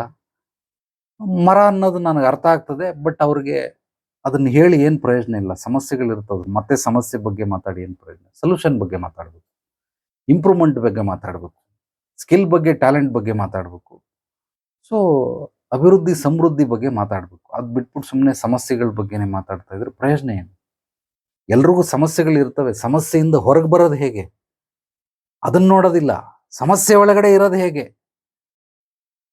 ಸ್ವಲ್ಪ ಮೇಲ್ ಬಂದಿದ್ಲು, ತಿರ್ಗಾ ಮೇಲ್ ಎತ್ತಕ್ಕೆ ಹೋದ್ರೆ ಇಲ್ಲ ನಾನು ಒಳಗಡೆನೆ ಹೋಗ್ತೀನಿ ಅಂತ ತಿರ್ಗಾ ಒಳಗಡೆನೆ ಹೋಗ್ತಾಳೆ. ಎಲ್ಲಿವರೆಗೂ ಹೋಗ್ತೇಮ್ಮ ಒಳಗಡೆ? ಎಲ್ಲಿವರೆಗೂ ಇರ್ತೀಯ ಒಳಗಡೆ? ಹೊರಗೆ ಬರೋದು ಯಾವಾಗ? ಸೊ ಹಂಗಾಗಿರೋದ್ರಿಂದ ಕೆಲವ್ರಿಗೆಲ್ಲ ಸಮಸ್ಯೆಲೇ ಹುಟ್ಟಿರ್ತಾರೆ, ಸಮಸ್ಯೆಲ್ಲೇ ಬೆಳೆದಿರ್ತಾರೆ, ಸಮಸ್ಯೆಲ್ಲೇ ಸಾಯಬೇಕು ಅಂತ ನಿರ್ಧಾರ ಮಾಡ್ಕೊಂಬಿಟ್ಟಿರ್ತಾರೆ. ಆದ್ರಿಂದ ಹಿಂಗಿರ್ತಾರೆ. ಸೊ 4ನೇದು ನಿಮಗೆ ಭಾಗಿಸುವುದು. ಇದು ಬಹಳ ಬಹಳ ಇಂಪಾರ್ಟೆಂಟ್. ಭಾಗಿಸೋದು ಅಂತಂದರೆ ಖರ್ಚು ವೆಚ್ಚಗಳನ್ನು ಹೇಗೆಲ್ಲ ಡಿವೈಡ್ ಮಾಡಬೇಕು. ಇದು ಮನುಷ್ಯನಿಗೆ ಗೊತ್ತಿಲ್ಲ ಅಂತಂದರೆ, ಡಿವೈಡ್ ಅಂದರೆ ನಾನು ಆಗಲೇ ಹೇಳಿದ್ನಲ್ಲ, ಒಂದು ತಾಯಿಗೆ 4 ಜನ ಮಕ್ಕಳು ಎಷ್ಟು ಜನಕ್ಕೆ ಊಟ ಕೊಡ್ತಾಳೆ, ಯಾರ್ಯಾರಿಗೆ ಊಟ ಕೊಡ್ತಾಳೆ. ಹಂಗೆ ನೀವು ಬಾಗ್ಸೋದನ್ನು ಕಲ್ತಿಲ್ಲ, ನಿಮ್ಮ ಹತ್ರ ಯಾವುದೇ ರೀತಿ ಲಕ್ಷ್ಮಿ ಒಲಿಯೋದಕ್ಕೆ ಸಾಧ್ಯವೇ ಇಲ್ಲ. ಲಕ್ಷ್ಮಿ ನಿಮ್ಮ ಹತ್ರ ಬರೋದಿಲ್ಲ. ಲಕ್ಷ್ಮಿ ಬರೋದೇ ಈ ಬಾಕ್ಸದ ಡಿವೈಡ್, ಭಾಗಿಸುವುದನ್ನು ಕಲ್ತ್ಕೊಂಡಾಗ ಮಾತ್ರ ಲಕ್ಷ್ಮಿ ನಿಮ್ಗೆ ಒಲಿತಾಳೆ. ಈ 3ರಲ್ಲೂ ನಿಮಗೆ ಲಕ್ಷ್ಮಿ ಬಂದು ಹೋಗ್ತಾ ಇರ್ತಾಳೆ ಅಷ್ಟೇ, ನಿಲ್ಲಲ್ಲ. ನೆಲವಿರೋದು ಯಾವಾಗ ಅಂದರೆ ಈ ಬಾಕ್ಸದು ಕಲ್ತ್ಕೊಂಡಾಗ. ಅಂದರೆ ಡಿವೈಡ್ ಮಾಡೋದು ಕಲಿಬೇಕು. ಯಾವುದಕ್ಕೆ ಎಷ್ಟೆಷ್ಟು ಖರ್ಚು ಮಾಡಬೇಕು ಇದನ್ನು ಚೆನ್ನಾಗಿ ತಿಳ್ಕೊಂಡವನು ಅದ್ಭುತವಾಗಿ ಬೆಳೀತಾನೆ. ಒಂದು ಊಟ ಬಟ್ಟೆ ಸೂರು ಅಂದರೆ ಎಲ್ಲರಿಗೂ ಒಂದು ಸಂಸಾರ ಅಥವಾ ಕುಟುಂಬ ಅಂತ ಇರ್ತದೆ. ಆ ಕುಟುಂಬ ನಿರ್ವಹಣೆಗಾಗಿ ನೀಡ್ಸ್ ಅಂತ ಕರೀತಾರೆ. ನೀಡ್ಸ್ ಅಂದರೆ ಏನರ್ಥ? ಖರ್ಚಾಯಿತು ವಾಪಸ್ ಬರಲ್ಲ, ಇದಕ್ಕೆ ನೀಡ್ಸ್ ಅಂತ ಕರೀತಾರೆ. ಬಾಡಿಗೆ ಕಟ್ಟದೆ 20,000, ಅದು ವಾಪಸ್ ಬರಲ್ಲ, ಇದು ನೀಡ್ಸ್. ಮೊಬೈಲ್ ರೀಚಾರ್ಜ್ ಮಾಡಿದೆ ವಾಪಸ್ ಬರಲ್ಲ, ನೀಡ್ಸ್. ಪೆಟ್ರೋಲ್ ಹಾಕಿಸ್ದೆ ವಾಪಸ್ ಬರಲ್ಲ, ನೀಡ್ಸ್. ಸೊ ಗಾಡಿ ಸರ್ವಿಸ್ ಮಾಡಿಸ್ದೆ, ನೀಡ್ಸ್. ಅದು ಯಾವ್ದು ನಿಮಗೆ ಖರ್ಚಾಗ್ತಾ ಇದೆ ಬಟ್ ವಾಪಸ್ ಬರಲ್ಲ, ಇದೆಲ್ಲ ನೀಡ್ಸ್. ಅತ್ಯವಶ್ಯಕವಾಗಿ ಮಾಡುವಂತಹ ಖರ್ಚು ವೆಚ್ಚಗಳು, ರೇಷನ್ ತಗೊಂಬತ್ತಿರೋ ತಿಂಗಳು, ಇದು ನೀಡ್ಸ್. ಸೊ ಹಂಗಾಗಿರೋದ್ರಿಂದ ನೀಡ್ಸ್, ಊಟ ಬಟ್ಟೆ ಸೂರು. ಇದಕ್ಕೆ ಮೊದಲು ಈ ಭಾಗಿಸುವಂತಹ ಇದರಲ್ಲಿ ನಿಮ್ಮ ಹತ್ರ ಎಷ್ಟು ಉಳ್ಕೊಂಡಿದೆ ಅಥವಾ ಎಷ್ಟು ಸಂಪಾದನೆ ಮಾಡಿದ್ದೀರಾ, ಆ ಸಂಪಾದನೆಯಲ್ಲಿ ಆ ಭಾಗಾಕಾರ ಅಂದರೆ ಅದನ್ನು ಮೊದಲು ಡಿವೈಡ್ ಮಾಡಿ ಯಾವುದಕ್ಕೆ ಎಷ್ಟೆಷ್ಟು ಅನ್ನೋದನ್ನು ಹಾಕೋದು ಕಲಿಬೇಕು. ನೀಡ್ಸ್ ಆದಮೇಲೆ ನೆಕ್ಸ್ಟ್ ಬರೋದು ವಾಂಟ್ಸ್. ವಾಂಟ್ಸ್ ಅಂದರೆ ಅವಶ್ಯಕತೆ ಇದೆ ಬಟ್ ಇಲ್ಲದೇ ಇದ್ರೂ ಕೂಡ ನಡೀತದೆ. ಈಗ ಇದು ಬಟ್ಟೆ, ಒಂದು ಜುಬ್ಬ 1,000 ರೂಪಾಯಿ, ನನಗೆ 10,000 ರೂಪಾಯಿಗೂ ಜುಬ್ಬ ಸಿಗ್ತದೆ, 1,00,000 ರೂಪಾಯಿಗೂ ಸಿಗ್ತದೆ. ಬಟ್ ಹಾಕಲ್ಲ, ನನಗೆ ಅವಶ್ಯಕತೆ ಇಲ್ಲ. ಯಾರ ಪಾಪ ಇಲ್ಲಿರೋರು ಅಭಿಮಾನಿಗಳು ತಂದ್ಕೊಡ್ತಾರೆ. ಒಬ್ಬ ಸೇಟುಗಳು ಬರಲ್ಲ, ಅದು ಅವ್ರದ್ದೇ ಜೈನರದು ಒಂದು ಮಾರವಾಡಿಸ್ದು ಒಂದು ಸಂಪ್ರದಾಯ ಇರ್ತದೆ, ಅಲ್ಲಿ ಹೋಗ್ತಾರೆ. ಬಟ್ ನನಗೊಂದಷ್ಟು ಜನ ಪರಿಚಯ ಇದ್ದಾರೆ. ಅದೇನದು ಶೇರ್ವಾನಿ ತಂದ್ಕೊಡ್ತಾನೆ ಪಾಪ, ವರ್ಷ ತಂದ್ಕೊಡ್ತೇನೆ. ಹಾಕಳಲ್ಲ ಬಿಡೆಯ ಬೇಡ ಅಂತ ಕೇಳಿದ್ರು ಏನೋ ನನ್ನ ಖುಷಿಗೆ ಒಂದ್ಸಲ ಈಸ್ಕೊಂಬಿಡಿ ಗುರುಗಳೇ ಅಂತ. 15,000 ರೂಪಾಯಿ ಅದಕ್ಕೆ. ಖಂಡಿತವಾಗ್ಲೂ ಹಾಕಲ್ಲ. ಯಾರೋ ಶಿಷ್ಯಂದು ತಗೊಂಡಾಗ ನೋಡ ನಿನ್ ಸೈಜ್ ಆದ್ರೆ ನೀವು ಹೋಗಿ ಮಾಡ್ಕೊ ಹೋಗಿ ಅಂತ ಕೊಟ್ಬಿಡ್ತೀನಿ. ಸೊ ಗಿಫ್ಟ್ಗಳು ತಂದ್ಕೊಡ್ತಾರೆ. ನಂದೊಂದು ಲಿಮಿಟ್ ಇದೆ, ನಂದೊಂದು ಆಯ್ಕೆ ಇದೆ. ಆ ಆಯ್ಕೆಯಲ್ಲಿ ಮಾತ್ರ ನಾನು ಇರ್ತೀನಿ ಹೊರತು ಅದಕ್ಕಿಂತ ಮೇಲ್ಪಟ್ಟು ನನಗೆ ಹೋಗೋಂಥ ಅವಶ್ಯಕತೆ ಇಲ್ಲ. ಹಂಗಾಗಿರೋದ್ರಿಂದ ನಾನು ಹಾಕೋದಿಲ್ಲ. ಸೊ ಅದನ್ನ ಯಾರಿಗಾದ್ರೂ ಒಬ್ರಿಗೆ ಕೊಟ್ಬಿಡ್ತೀನಿ. ಸೊ ಅಂದ್ರೆ ನಾನು ಹೇಳ್ತಾ ಇರೋದು ನಿಮಗೆ, ಇದು ವಾಂಟ್ಸ್. ಇದು ಅಂದ್ರೆ 2,000 ರೂಪಾಯಿಗೂ ಸಿಗುತ್ತೆ, 3,000 ರೂಪಾಯಿಗೂ ಸಿಗುತ್ತೆ ಜುಬ್ಬ. 1,000 ರೂಪಾಯಿ ನಂದು ಆವರೇಜ್. ಸೊ ವಾಂಟ್ಸ್ಗಳ ಅವಶ್ಯಕತೆ ಇದ್ರೆ ತಗೊಳ್ಳಿ. 20,000 ರೂಪಾಯಿಗೂ ಮೊಬೈಲ್ ಬರ್ತದೆ. ಕೆಲವರು ಐಫೋನೇ ಬೇಕು, ಸೆಕೆಂಡ್ ಹ್ಯಾಂಡ್ ತಗೊಂಡ್ರೆ 45,000, ಹೊಸದು ತಗೊಂಡ್ರೆ 1,00,000. ಬಟ್ ಅವನಿಗೆ ಯೋಗ್ಯತೆ ಅರ್ಹತೆ ಇಲ್ಲ. ಇದೆಲ್ಲ ಏನು ಅಂದ್ರೆ ಶೋಕಿಲ್ಲ ಅಲ್ರಿ ಇವರೆಲ್ಲ ಬದುಕಕ್ಕೋಸ್ಕರ ಮಾಡ್ತಾ ಇಲ್ಲ, ಹಾಳಾಗೋದಕ್ಕೋಸ್ಕರ ಮಾಡ್ತಾರೆ. ಒಂದು ತಿಂಗಳು ಸಂಪಾದನೆ ಮಾಡಕ್ಕೆ ಯೋಗ್ಯತೆ ಇಲ್ಲ, ನಿನಗೆ ಐಫೋನ್ ಬೇಕಾ? ಐಫೋನ್ ಎಷ್ಟು? 1,00,000 ದುಡಿತೀಯಾ? 1,00,000 ದುಡಿದು ತೋರಿಸು, ಒಂದು ತಿಂಗಳು ತಗ. 1,00,000 ದುಡಿಯಕ್ಕೆ ಸಂಪಾದನೆ ಇಲ್ಲ, ಅಪ್ಪನ ಕಾರಿ ಅಮ್ಮನ ಬೇಡಿ ಅವ್ರು ಇವ್ರಿಗೆಲ್ಲ ಬ್ಲ್ಯಾಕ್ ಮೇಲ್ ಮಾಡಿ, ಊಟ ಮಾಡದಿರ ಸ್ಟ್ರೈಕ್ ಮಾಡಿ ಅಪ್ಪ ಅಮ್ಮಂದಿರು ಕೊಡಿಸ್ಬಿಡ್ತಾರೆ. ತಗವಾಗ ಮಗನೇ ಮಜಾ ಮಾಡುವಂತ. ಮೊದಲು ನಿನಗೆ ಯೋಗ್ಯತೆ ಇಲ್ಲ, ನಿನ್ನ ಮಗನ ಕೊಡಿಸ್ಲಿಲ್ಲ ಅಂದ್ರೆ ಬ್ಲ್ಯಾಕ್ ಮೇಲ್ ಮಾಡ್ತಾರೆ ಗುರುಗಳೇ. ಏನು ಅಂತ ಏನೇ ಮಾಡಿದ್ರು ನಿನ್ನ ಸಂಸ್ಕಾರ ಆ ಮಟ್ಟದಲ್ಲಿದೆ, ಅದಕ್ಕೋಸ್ಕರ ಬ್ಲ್ಯಾಕ್ ಮೇಲ್ ಮಾಡ್ತಾನೆ. ಅಪ್ಪ ಕೊಡಿಸ್ತಾನೆ, ಸಾಲ ಮಾಡಾದ್ರೂ ಕೊಡಿಸ್ತಾನೆ, ಲೋನ್ ತಗೊಂಡಾದ್ರೂ ಕೊಡಿಸ್ತಾನೆ, ಬಡ್ಡಿ ಗೀಸ್ಕೊಂಬಂದಾದ್ರೂ ಕೊಡಿಸ್ತಾನೆ, ಏನಿಲ್ಲ ಅಂದ್ರೆ ಕಿಡ್ನಿ ಮಾರಾದ್ರೂ ಕೊಡಿಸ್ತಾನೆ. ನನಗೆ ಒಟ್ನಲ್ಲಿ ಐಫೋನ್ ಬೇಕು. ಹಂಗ ಮಗ ಬ್ಲ್ಯಾಕ್ ಮೇಲ್ ಮಾಡಿ ಕೇಳ್ತಾವನೆ ಅಂದ್ರೆ ನೀನು ಯಾವ ರೀತಿ ಪಾಲನೆ ಪೋಷಣೆಯನ್ನ ಮಾಡಿದ್ಯಾ? ಆರ್ಟ್ ಆಫ್ ಪೇರೆಂಟಿಂಗ್ ನಿನಗೆ ನಯಾ ಪೈಸದ ಐಡಿಯಾ ಇಲ್ಲ, ಅದಕ್ಕೋಸ್ಕರ ಮಕ್ಕಳು ಆ ರೀತಿ ಡಿಮ್ಯಾಂಡ್ ಮಾಡ್ತಾವೆ. ಸೊ ಇದೆಲ್ಲವೂ ಕೂಡ ಮನುಷ್ಯನಿಗೆ ಗೊತ್ತಾಗೋದಿಲ್ಲ. ಅದಕ್ಕೋಸ್ಕರ ಈ ಭಾಗಿಸೋದಿದೆಯಲ್ಲ, ಇದು ಬಹಳ ಬಹಳ ಇಂಪಾರ್ಟೆಂಟ್. ಮೊದಲು ನೀಡ್ಸ್ಗೆ, ಎರಡನೇದು ವಾಂಟ್ಸ್ಗೆ ಅವಶ್ಯಕತೆ ಇದ್ರೆ, ಮೂರನೇದು ಲರ್ನಿಂಗ್. ಅಗೈನ್ ಮತ್ತೆ ಹೇಳ್ತಾ ಇದ್ದೀನಿ, ಎಲ್ಲಿವರೆಗೂ ನೀವು ಕಲಿಯೋದಿಲ್ವೋ, ನಿಮ್ಮನ್ನು ನೀವು ಅಪ್ಗ್ರೇಡ್ ಮಾಡ್ಕೊಳ್ಳೋದಿಲ್ವೋ, ನೆಕ್ಸ್ಟ್ ಲೆವೆಲ್ಗೆ ಹೋಗೋದಿಲ್ವೋ, ಅದು ನೀವು ಬೆಳೆಯೋದಕ್ಕೆ ಸಾಧ್ಯವಿಲ್ಲ. ಪುಕ್ಸಟ್ಟೆ ಗಂಡ ಹೊಟ್ಟು ತುಂಬುಂಡ. ಒಂದು ಕತೆ ಹೇಳ್ಬಿಡ್ತೀನಿ ಕೇಳಿ. ಮನುಷ್ಯ ಯಾಕೆ ಬೆಳೆಯಲ್ಲ ಅಂದರೆ, ಅಗೈನ್ ಮತ್ತೆ ಯಾರೋ ಒಬ್ಬ ಕಲಾವಿದ, ಅವನೊಂದು 5 ವರ್ಷ ಕಾಲೇಜ್ಗೆ ಹೋದ, ಒಂದಷ್ಟು ಕಲ್ತ್ಕಂಡ, ಒಂದಷ್ಟು ತಿಳ್ಕಂಡ, ಒಂದಷ್ಟು ಅನುಭವಗಳಾಯಿತು. ಒಂದು ತಿಂಗಳಿಗೆ ಒಂದು 30,000 ರೂಪಾಯಿ ದುಡಿಯೋ ಲೆವೆಲ್ಗೆ ಆದ. ಈಗ 30,000 ರೂಪಾಯಿಂದ 60,000 ರೂಪಾಯಿ ದುಡಿಬೇಕು ಅಂದರೆ ಅವನು ಕಲಿಬೇಕು. ಎಲ್ಲೋಗಿ ಕಲಿತಾನೆ? ಕಲಿಯೋದಕ್ಕೆ ಏನೋ ಒಂದಷ್ಟು ಕೋರ್ಸ್ಗಳು ಮಾಡಬೇಕು, ಇದು ಮಾಡಬೇಕು. ಯಾವುದೋ ಒಂದು ಕೋರ್ಸ್ ಬಂತು, ಒಂದು 30,000 ರೂಪಾಯಿ ಕೊಟ್ಟರೆ ಅದ್ಭುತವಾಗಿ ಕೋರ್ಸ್ ಮಾಡ್ತಾನೆ. ಆ 30,000 ರೂಪಾಯಿ, 50,000 ರೂಪಾಯಿ, 1,00,000 ರೂಪಾಯಿಗೆ ಇರ್ತದೆ. ಬಟ್ ಇವನು ಯೋಗ್ಯತೆ ಅರ್ಹತೆಗೆ ಒಂದು ತಿಂಗಳು ಸಂಪಾದನೆನ ಹಾಕ್ಬಿಟ್ಟು ಕಲಿ ಅಂತಂದರೆ ಅವನೇನು ಮಾಡ್ದ? ಗುರುಗಳು ಹೇಳೋರೆ ಇಲ್ಲು ಅಂತ ಅಂದ್ಬಿಟ್ಟು ಆ 30,000 ರೂಪಾಯಿನ ಉಳಿಸೋದಕ್ಕೋಸ್ಕರ ಆ ಯಾರು ಕೋರ್ಸ್ ಮಾಡ್ತಾವನೆ ಅವನ ಅಸಿಸ್ಟೆಂಟ್ ಆಗಿ ಹೋಗಿ ಅಲ್ಲಿ ಕುತ್ಕೊಂಡು ಕಸ ಗುಡಿಸೋದು, ಅದು ಇದು ಹೆಲ್ಪ್ ಮಾಡೋ ಥರ ಹೋಗಿ ಮಾಡ್ಕಂಡ, ಅಲ್ಲಿ ಏನು ಹೇಳ್ಕೊಡ್ತಾರೋ ಅದನ್ನು ಕಲ್ತ್ಕಂಡ. ಅಂದರೆ ಅವನ ಟಾರ್ಗೆಟ್ ರೀಚ್ ಆಯಿತು. ಕಲ್ತ ಮೇಲೆ ಇವನು ಸಂಪಾದನೆ ಮಾಡಿದ್ನ ಅಂತಂದರೆ ಖಂಡಿತವಾಗ್ಲೂ ಮಾಡಲಿಲ್ಲ. 6 ತಿಂಗಳಾಯಿತು, 1 ವರ್ಷ ಆಯಿತು, 2 ವರ್ಷ ಆಯಿತು, 3 ವರ್ಷ ಆಯಿತು. 3 ವರ್ಷ ಆದರೂ ಕೂಡ ಅವನು ಏನೂ ಉದ್ಧಾರ ಆಗಿಲ್ಲ. ಆ ಕ್ಲಾಸ್ ಮಾಡೋದಕ್ಕೆ ಯಾರ್ಯಾರೆಲ್ಲ ಸ್ಟೂಡೆಂಟ್ ಬಂದಿದ್ರು ಅವರೆಲ್ಲ ದುಡ್ಡು ಕೊಟ್ಟು ಕಲ್ತ್ಕೊಂಡ್ರು. ಆಲ್ರೆಡಿ ಅವ್ನು 1,00,000ಕ್ಕೆ ರೀಚ್ ಆಗ್ಬಿಟ್ಟಾನೆ. 30,000 ರೂಪಾಯಿ ದುಡಿತಾರವನು ಈಗ 1,00,000 ದುಡಿತಾವನೆ. ಯಾಕೆ ಅವ್ನು 1,00,000 ದುಡಿತಾವನೆ? ಇವನು ಪುಕ್ಸಟ್ಟೆ ಗಂಡ ಹೊಟ್ಟೆ ತುಂಬುಂಡ ಅಂತ ಅಂದ್ಬಿಟ್ಟು ಅದೊಂದು ಏನೋ ಹೋಗ್ಬಿಟ್ಟು ಒಂದು ಟ್ರಿಕ್ಸ್ ಉಪಯೋಗಿಸ್ಬಿಟ್ಟು ಕಲ್ತ್ಕೊಂಡಿದ್ದು ಇವನಿಗೆ ಉಪಯೋಗ ಆಯಿತು ಅಂದರೆ ಉಪಯೋಗ ಆಗಲಿಲ್ಲ. ಅದಕ್ಕೆ ಪುಕ್ಸಟ್ಟೆ ಗಂಡ ಹೊಟ್ಟೆ ತುಂಬುಂಡ. ಅದರ ಅರ್ಥ ಏನು ಅಂತಂದರೆ, ಯಾರ್ಯಾರು ಫ್ರೀಯಾಗಿ ಕಲ್ತ್ಕೊಳ್ತಾರೆ, ಪುಕ್ಸಟ್ಟೆ ಎಲ್ಲ ನೋಡ್ತಾರೆ, ಇಂಥವ್ರು ಉದ್ಧಾರ ಆಗೋದಕ್ಕೆ ಸಾಧ್ಯವೇ ಇಲ್ಲ. ಇವ್ರು ಆಗೋದಿಲ್ಲ. ನೀನು ಏನೇ ಪುಕ್ಸಟ್ಟೆ ಜ್ಞಾನ ತಗೊಂಡ್ರೂ ಕೂಡ ಅದಕ್ಕೆ ನೀನು ತಕ್ಕನಂತಹ ಬೆಲೆ ಕೊಟ್ಟಿಲ್ಲ, ಅದಕ್ಕೆ ಮೌಲ್ಯವನ್ನು ನೀನು ನೀಡಲಿಲ್ಲ ಅಂತಂದರೆ ಅದು ನಿನಗೆ ಒಲಿಯೋಕ್ಕೆ ಸಾಧ್ಯವೇ ಇಲ್ಲ. ಸೊ ಹಿಂಗೆ ಮಾಡ್ದ. 3 ವರ್ಷ ಆದಮೇಲೆ, ಅಣ್ಣ ನೀವು ಹೇಳ್ದಂಗೆಲ್ಲ ಮಾಡಿದೆ, ನಾನು ಬೆಳಿಲೇ ಇಲ್ಲ ಅಣ್ಣ. ಯಾಕೆ ಹಿಂಗೆ? ನಾನೇ ಹೇಳಿದ್ದು ಅಲ್ಲಿ ಕೋರ್ಸ್ ಮಾಡ್ತಾರೆ, ಹೋಗ ಅದು ಕಲ್ತ್ಕೊಳ ಅಂತ. ನೀನು ಪುಕ್ಸಟ್ಟೆ ಹಂಗೆ ಹೋಗ್ಬಿಟ್ಟು ಮಾಡ್ಬಿಟ್ಟು 3 ವರ್ಷ ಆದರೂ ಬೆಳೆದಿಲ್ಲ ಅಂದರೆ ಅದು ನಿನ್ನ ಧರ್ಮ. ಅಷ್ಟೊಂದೆಲ್ಲ ಟ್ರಿಕ್ಸ್ ಉಪಯೋಗಿಸ್ತಲ್ಲ, ಯಾರ್ಯಾರನ್ನೋ ಹಿಡಿದು ಅಲ್ಲಿ ಹೋಗಿ ಅವನನ್ನು ಪರಿಚಯ ಮಾಡ್ಕೊಂಡು ಕೆಲಸ ಮಾಡ್ಕೊಳ್ಳೋ ಅಷ್ಟರಲ್ಲಿ ನೀನು 30,000 ರೂಪಾಯಿ ದುಡಿದ್ಬಿಟ್ಟು ಕಟ್ಬಿಡ್ಬೋದಾಗಿತ್ತು. ಯಾಕೆ ಮಾಡಿದೆ? ಯಾಕೆ ಪುಕ್ಸಟ್ಟೆ ಗಂಡ ಹೊಟ್ಟೆ ತುಂಬ ಉಂಡ ಅನ್ನೋ ಥರ ಮಾಡಿದೆ? ಮಾಡಲಿಲ್ಲ. ಅದಕ್ಕೋಸ್ಕರ ಇಲ್ಲಿ ಏನು ಫ್ರೀ ಇಲ್ಲ. ಇದು ನನ್ನ ಅನುಭವ. ಹುಟ್ಟು ಸಾವು ಎರಡು ಬಿಟ್ಟು ಬಾಕಿ ಯಾವುದು ನಿಮಗೆ ಇಲ್ಲಿ ಉಚಿತವಾಗಿ ಸಿಗೋದಿಲ್ಲ. ಎಲ್ಲದಕ್ಕೂ ನೀವು ಬೆಲೆ ತೆತ್ತಲೇಬೇಕು. ಏನೋ ಒಂದು ಗಿಫ್ಟ್ ಬಂತು ಅಂತ ತಿಳ್ಕೊಳ್ಳಿ, ಅವನ ಯೋಗ್ಯತೆ ಇಲ್ಲ, ಅರ್ಹತೆ ಇಲ್ಲ, ಒಂದು ಮೊಬೈಲ್ ಐಫೋನ್ ಕೊಟ್ಬಿಟ್ಟ ಅಂತಂದ್ರೆ ಇವ್ರು ಫುಲ್ ಖುಷಿ ಆಗ್ಬಿಟ್ರು. ಓ, ನನ್ನ ಫ್ರೆಂಡ್ ನನಗೆ ಐಫೋನ್ ಕೊಡಿಸ್ಬಿಟ್ಟ ಅಥವಾ ಕೊಡಿಸ್ಬಿಟ್ಲು. ಆ ಐಫೋನ್ಗೆ ನೀನು ಬೆಲೆ ತೆತ್ತಲೇಬೇಕು. ಒಂದು ನೈಜ ಘಟನೆ ಹೇಳ್ತೀನಿ ಕೇಳಿ. ಕೆಲಸ ಮಾಡ್ತಾರೆ ಅಮ್ಮ ಮಕ್ಕಳು, ಗಂಡ ಇಲ್ಲ, ಇಬ್ರು ಹೆಣ್ಣು ಮಕ್ಕಳು. ಒಂದು ಹೆಣ್ಣು ಮಗು ಕೆಲಸ ಮಾಡ್ತಾವಳೆ, ಇನ್ನೊಂದು ಹೆಣ್ಣು ಮಗು ಕಾಲೇಜ್ಗೆ ಹೋಗ್ತಾವಳೆ. ಅವಳಿಗೆ ಯಾರೋ ಐಫೋನ್ ಕೊಟ್ಬಿಟ್ಟವ್ರು ಗಿಫ್ಟ್, ಹೊಸದು. ಏನದು Pro 17 ಏನೋ ಹೇಳ್ತಾರೆ, ಅದು ಹೊಸ ಮಾಡಲು ಕೊಡಿಸ್ಬಿಟ್ಟವ್ರೆ. ಮನೇಲಿ ಒಂದೇ ಬಂಬಿಡಿ, ಯಾರು ಕೊಡಿಸ್ತಾರೆ ಐಫೋನು? ಅದು 1.5 ಲಕ್ಷ ರೂಪಾಯಿ ಐಫೋನ್ ಯಾರು ಕೊಡಿಸ್ತಾರೆ? ಏನಕ್ಕೆ ಇಸ್ಕೊಂಡೆ ಹೆಂಗೆ ಅಂತ ಅವ್ರ ಅಮ್ಮ ಸ್ಟ್ರೈಕ್ ಮಾಡಿ ಬಡ್ದ ವಾಪಸ್ ಕೊಟ್ಬಿಡು ಅಂತ. ಕೊನೆಗೆ ನೋಡಿದ್ರೆ ಯಾರೋ ಕಾಲೇಜಲ್ಲಿ ಹುಡುಗ ಇರ್ತಾವಲ್ಲ ಶ್ರೀಮಂತರು, ಅವರು ಎಲ್ಲ ಕೊಟ್ಬಿಟ್ಟು ಕೊನೆಗೆ ಇವಳು ಕೊಡಲಿಲ್ಲ, ಜಗಳ ಮಾಡಿದ್ಲು. ಅವ್ನು ನನ್ನ ಗಿಫ್ಟ್ ಆಗಿ ಕೊಟ್ಟಿರೋದು, ನಾವಿಬ್ರು ಅದೇನೋ ಫ್ರೆಂಡ್ಶಿಪ್ ಬ್ಯಾಂಡ್ ಕಟ್ಕೊಂಡಿರ್ತೀರಿ ಹಂಗೆ ಹಿಂಗೆ ಅಂತ. ಎಲ್ಲ ಟ್ರಿಪ್ಗೆ ಹೋದ್ಲು, ಹೋಗ್ಬಿಟ್ಟು ಬಂದ್ಲು. ಈಗ ಮನೇಲಿ ಒಂದು ಹೊಸ ಸಮಸ್ಯೆ, ಪ್ರೆಗ್ನೆಂಟ್ ಆಗ್ಬಿಟ್ಟವಳೆ. 16 ವರ್ಷ ಪಾಪ, ಇನ್ನೂ 18 ತುಂಬಿಲ್ಲ. ಆ ಐಫೋನ್ಗೆ ತೆತ್ತಂತಹ ಬೆಲೆ ಇದು, ಪ್ರೆಗ್ನೆಂಟ್. ಈಗ ಏನು ಮಾಡೋದಮ್ಮ? 1 ತಿಂಗಳಾಯ್ತು ಹೊರಗಾಗ್ಲಿಲ್ಲ, 2 ತಿಂಗಳಾಯ್ತು ಹೊರಗಾಗ್ಲಿಲ್ಲ, 3 ತಿಂಗಳು ನಡೀತಾ ಇದೆ. ಏನ್ ಮಾಡೋದು ಇದಕ್ಕೆ? ಐಫೋನ್ ಸುಮ್ಮನೆ ಬರಲ್ಲ, 1.5 ಲಕ್ಷ ರೂಪಾಯಿ ಸುಮ್ಮನೆ ಬರಲ್ಲ. ಅದಕ್ಕೆ ನೀವು ಬೆಲೆ ತೆತ್ತಲೇಬೇಕು. ಹಂಗಂತೇಳಿ ಎಲ್ಲರೂ ಹಿಂಗೆ ಮಾಡ್ತಾರೆ ಅಂತ ತಿಳ್ಕೊಂಬೇಡಿ. ಯಾವುದೋ ಒಂದು ರೂಪದಲ್ಲಿ ಮಾಡ್ತಾರೆ. ನಾನು ಒಂದು ಉದಾಹರಣೆಗೆ ಹೇಳಿದ್ದು. ಸೊ ಅದೇ ರೀತಿ ಒಬ್ಬ ಹುಡುಗ ಕೆಲಸ ಮಾಡಿಸೋರು, ಡ್ರೈವರು, ಅವನು ಏನೋ ಮಾಲೀಕ ಗಿಫ್ಟ್ ಕೊಟ್ಟವನೆ, ತಗೊಳ ಇದು ಹಿಡ್ಕ ಅಂತ. ಇವನು ಫುಲ್ ಖುಷಿ ಆಗ್ಬಿಟ್ಟವನು. ಯಾಕೆ ಕೊಟ್ಟವನೆ ಗೊತ್ತಿಲ್ಲ. ಬೆಂಗಳೂರಿಂದ ತಮಿಳ್ನಾಡಿಗೆ ಏನೋ ಒಂದು ಕಾರಲ್ಲಿ ಸಾಗಿಸ್ತಾ ಇದ್ದ. ಚೆಕ್ ಪೋಸ್ಟಲ್ಲಿ ಹಿಡ್ಕೊಂಡ್ರು. ಇವತ್ತು ಜೈಲಲ್ಲಿ ಅವನು. ಐಫೋನ್ಗೆ ತೆತ್ತಂತಹ ಬೆಲೆ ಚೆನ್ನಾಗಿ ತಿಳ್ಕೊಳ್ಳಿ. ಸುಮ್ಮನೆ ಐಫೋನ್ ಯಾರು ಕೊಡೋದಿಲ್ಲ, ಯಾರು ಬರೋದು ಇಲ್ಲ. ಐಫೋನ್ ಹೆಂಗೆ ಬಂತು? ಇವತ್ತು ಜೈಲಲ್ಲಿ ಅವನಲ್ಲ, ಅದು ಐಫೋನ್ಗೆ ತೆತ್ತಂತಹ ಬೆಲೆ. ಅದಕ್ಕೆ ಪುಕ್ಸಟ್ಟೆ ಗಂಡ ಹೊಟ್ಟೆ ತುಂಬುವಂತ. ದಯವಿಟ್ಟು ಯಾರು ಪುಕ್ಸಟ್ಟೆ ಏನೇ ಕೊಟ್ಟರು ಈಸ್ಕೊಳ್ಳೋಂಥ ಅವಶ್ಯಕತೆ ಇಲ್ಲ.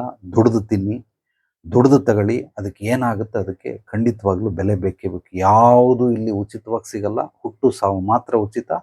ಬಾಕಿ ಎಲ್ಲದಕ್ಕೂ ಕೂಡ ನಾವು ಬೆಲೆಯನ್ನು ತೆತ್ತಲೇಬೇಕು.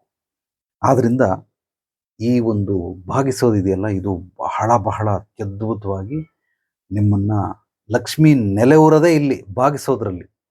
ಯಾವುದಕ್ಕೆ ಎಷ್ಟೆಷ್ಟು ಖರ್ಚು ಮಾಡಬೇಕು, ಅದು ಎಷ್ಟೆಷ್ಟು ಖರ್ಚು ಮಾಡಬೇಕು ಅನ್ನೋದು ಅದು ನಿಮಗೆ ಬಿಟ್ಟಿದ್ದು. ಚೆನ್ನಾಗಿ ಹೇಳ್ತೀನಿ ಕೇಳಿ. ಜೀವನದ ರಹಸ್ಯ, ಒಬ್ಬೊಬ್ರು ಮೆಂಟಾಲಿಟಿ ಒಂದೊಂದು ಥರ ಇರ್ತದೆ. ನೀವಿರೋ ದೇಶ, ನೀವಿರೋ ನಾಡು, ನೀವಿರೋಂತಹ ಪ್ರದೇಶ, ಆ ಸ್ಥಳದ ಮಹಿಮೆ, ಅಲ್ಲಿದು ಊರ್ದೊಂದು ಮೈಂಡ್ ಸೆಟ್ ಇರ್ತದೆ. ಮನುಷ್ಯಂದೇ ಒಂದು ಮೈಂಡ್ ಸೆಟ್ ಇದ್ರೆ ಊರದೇ ಒಂದು ಮೈಂಡ್ ಸೆಟ್ ಇರ್ತದೆ. ಆ ನಾಡದೇ ಒಂದು ವೈಬ್ರೇಷನ್ ಇರ್ತದೆ.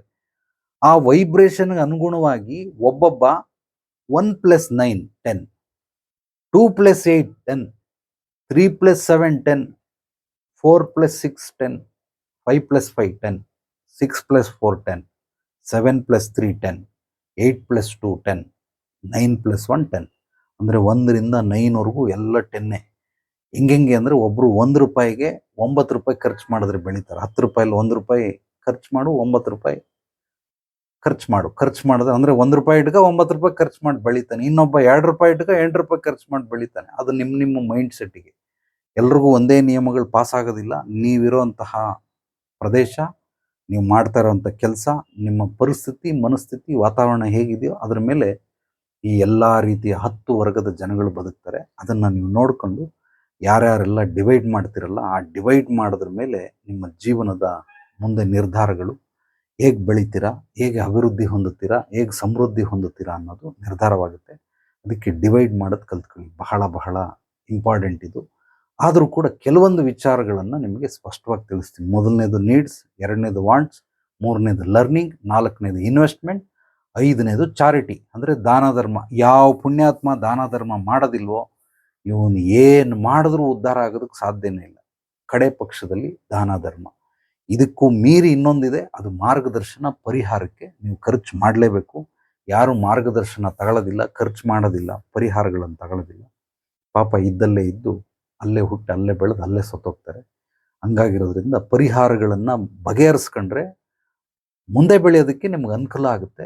ಕೆಲವ್ರಿಗೆ ಅದು ಪರಿಹಾರದಲ್ಲಿ ಇದ್ದು ಅದು ಅವ್ರಿಗೆ ಅಳವಡಿಸ್ಕೊಂಬಿಟ್ಟಿರ್ತಾಳೆ. ಅಂದರೆ ನಾವು ಹೇಗೆ ದಿನನಿತ್ಯ ಬಟ್ಟೆ ಹಾಕ್ತೀರಿ ಆ ಥರ ಸಮಸ್ಯೆಗಳನ್ನು ಅವರು ತೊಡ್ಕೊಂಡಿರ್ತಾರೆ.